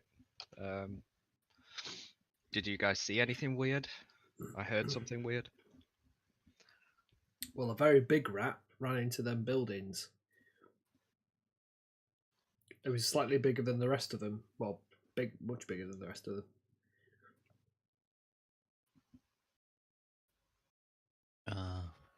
Intelligent How big would you say rat. it was? It did seem to He wore use a monocle. cover. Yeah, it seemed a bit clever, well, smarter than the others. Couldn't hit the thing with anything. Yeah, it dodged my first attack. It's very unusual for you, Murray. Okay, I think it's a safe bet that we might see something similar again, and perhaps your little flying friend, Doctor, could scout for us and help us tail it, because every time we've seen something creepy like this, it's just disappeared, and we're none the wiser. And I feel watched. I don't know about you guys. Yeah, I felt watched since we've come into this realm. Very much so. Gives me the ick. Yeah. Well, I'd suggest we try and find somewhere safe. I need a Well, pint. the inn is the next street over. Let's go. The tavern, is that the tavern, the Last Breath we're trying to Yes. get to? Yeah. Yes. We're Yeah, quite I was just going to exposed here. say the tavern should provide somewhere safe-ish, as long as we keep ourselves to ourselves. Right, let's make For the make time haste. being. Yeah. I'm all for tavern shenanigans as long as I've got a pint in me. All right. Well, I did have one following question. Who's taken possession of the coppers and silvers? Was it you, I've Mr. just picked Monchan? them up. Okay. Yeah, I've All right. already put them in my pocket. Good. That actually reminds me, we grabbed a lot of loot last time, didn't we? That we've still got. I've got it all perhaps written we down. could, perhaps we could We need sell it to, from this town. You might be able Fence to it sell it or at a use it. at a establishment that's used to dealing with stolen weapons. Yeah. We also just have like 3 people. asp tattoos to hand in. Yeah. Funny how you didn't mention that to the constable. Oh, yeah. True, actually, yeah. Forgot about that. Maybe on the way out. Yeah. See if we can get the money for the 4 tattoos that we've got. That we're gonna go. Is it a gold piece per tattoo? 5. 5 for a flayed bit of flesh. Nice. Well, each one represents a known criminal that's dangerous. So yeah, we've got 15 gold's worth of fleshy tissue in one of our pockets. We have 2 scimitars, 1 light crossbow, 2 heavy crossbows, 34 bolts, 2 maces, 3 leather armors, 5 silver pieces and 6 copper pieces, and 3 of those tattoos equaling 15 gold. Good note taking. We would have had more, but 3 of the bandits exploded into pink dust, and 1 of them was melted by acid. Good old Anna looks a little bit sheepish, but slightly proud. Yeah. All right. Well, I'm guessing the sentence "loot the corpses" won't really get much here. Giant rats so don't carry things. you make your way. Time is about midday. You make your way across the concourse to a slightly less worn down part of town. You suspect this was saved during the conflagration 3 years ago. There is an inn with a faded sign which says the Last Breath Inn. Across from it, there does appear to be a merchant guild outpost, some sort of counting house perhaps, which has a couple of armed thugs outside. There is, against the door of the Last Breath thing, there is another thug, big tough guy that's smoking, and he's chatting over to the ones that are outside guarding the thing. Further down, you can see like a carriage being prepared outside what appears to be like a stables or like a courier's office, which you had been told by your driver that the one did exist in town where people would come through and swap out horses and keep on. So this would appear to be one of the bastions of civilization in St Ronges. You have reached your destination of the Last Breath Inn, and as you sort of leave this more dilapidated part of town, the camera pans back to that one rat that summoned the others, and a second rat comes up next to him, and it turns to look at the other, and the one turns to look at it, and then it looks back at your retreating forms as you walk towards the inn. And that's where I think we'll end the session. This is bloody creepy. Oh. 3 rats. Don't trust him. The ghost said so. Pesky rats. Leave them Re- ghosts. Read dodgy things. Oh, I've really enjoyed that session. It was Yeah, it lots was of mystery. Yeah, that was great. I think it was a good introduction for your character as well. Yeah, it was. It gives him a nice little reason to work with you. You both have the same objective, as it were. Yeah. Let's hope it's not a Dark Souls ending for his family. Or Oh, if well. it was, he becomes full-time adventurer. That's true. I'm not very invested in the family. It's Yeah. obvious. Go on quest to rescue family. Come back, find family completely killed by somebody else. He's named them now. The family have slight backstory, so yeah, Let's keep them That alive. sounds then. like your problem. they're gonna get Game of Thrones. Oh. Alrighty, shall we end the stream and say thank you for Mhm. those of you who are still watching or that will be watching in the future. We hope you've appreciated this. We're hopefully going to be a bit more regular after Christmas. We're hoping to keep Friday as our regular time slot. And probably in a few months we'll get our walking tactical nuclear warhead / Paladin back with us. Smites, man, they're just so good. But for the time being, the group has finally reached St Ronges and have dealt with a little bit of the dilapidation. And next time we will meet the apothecary and see if we can find what's happened to this missing medicine. Awesome. Thanks for watching, guys.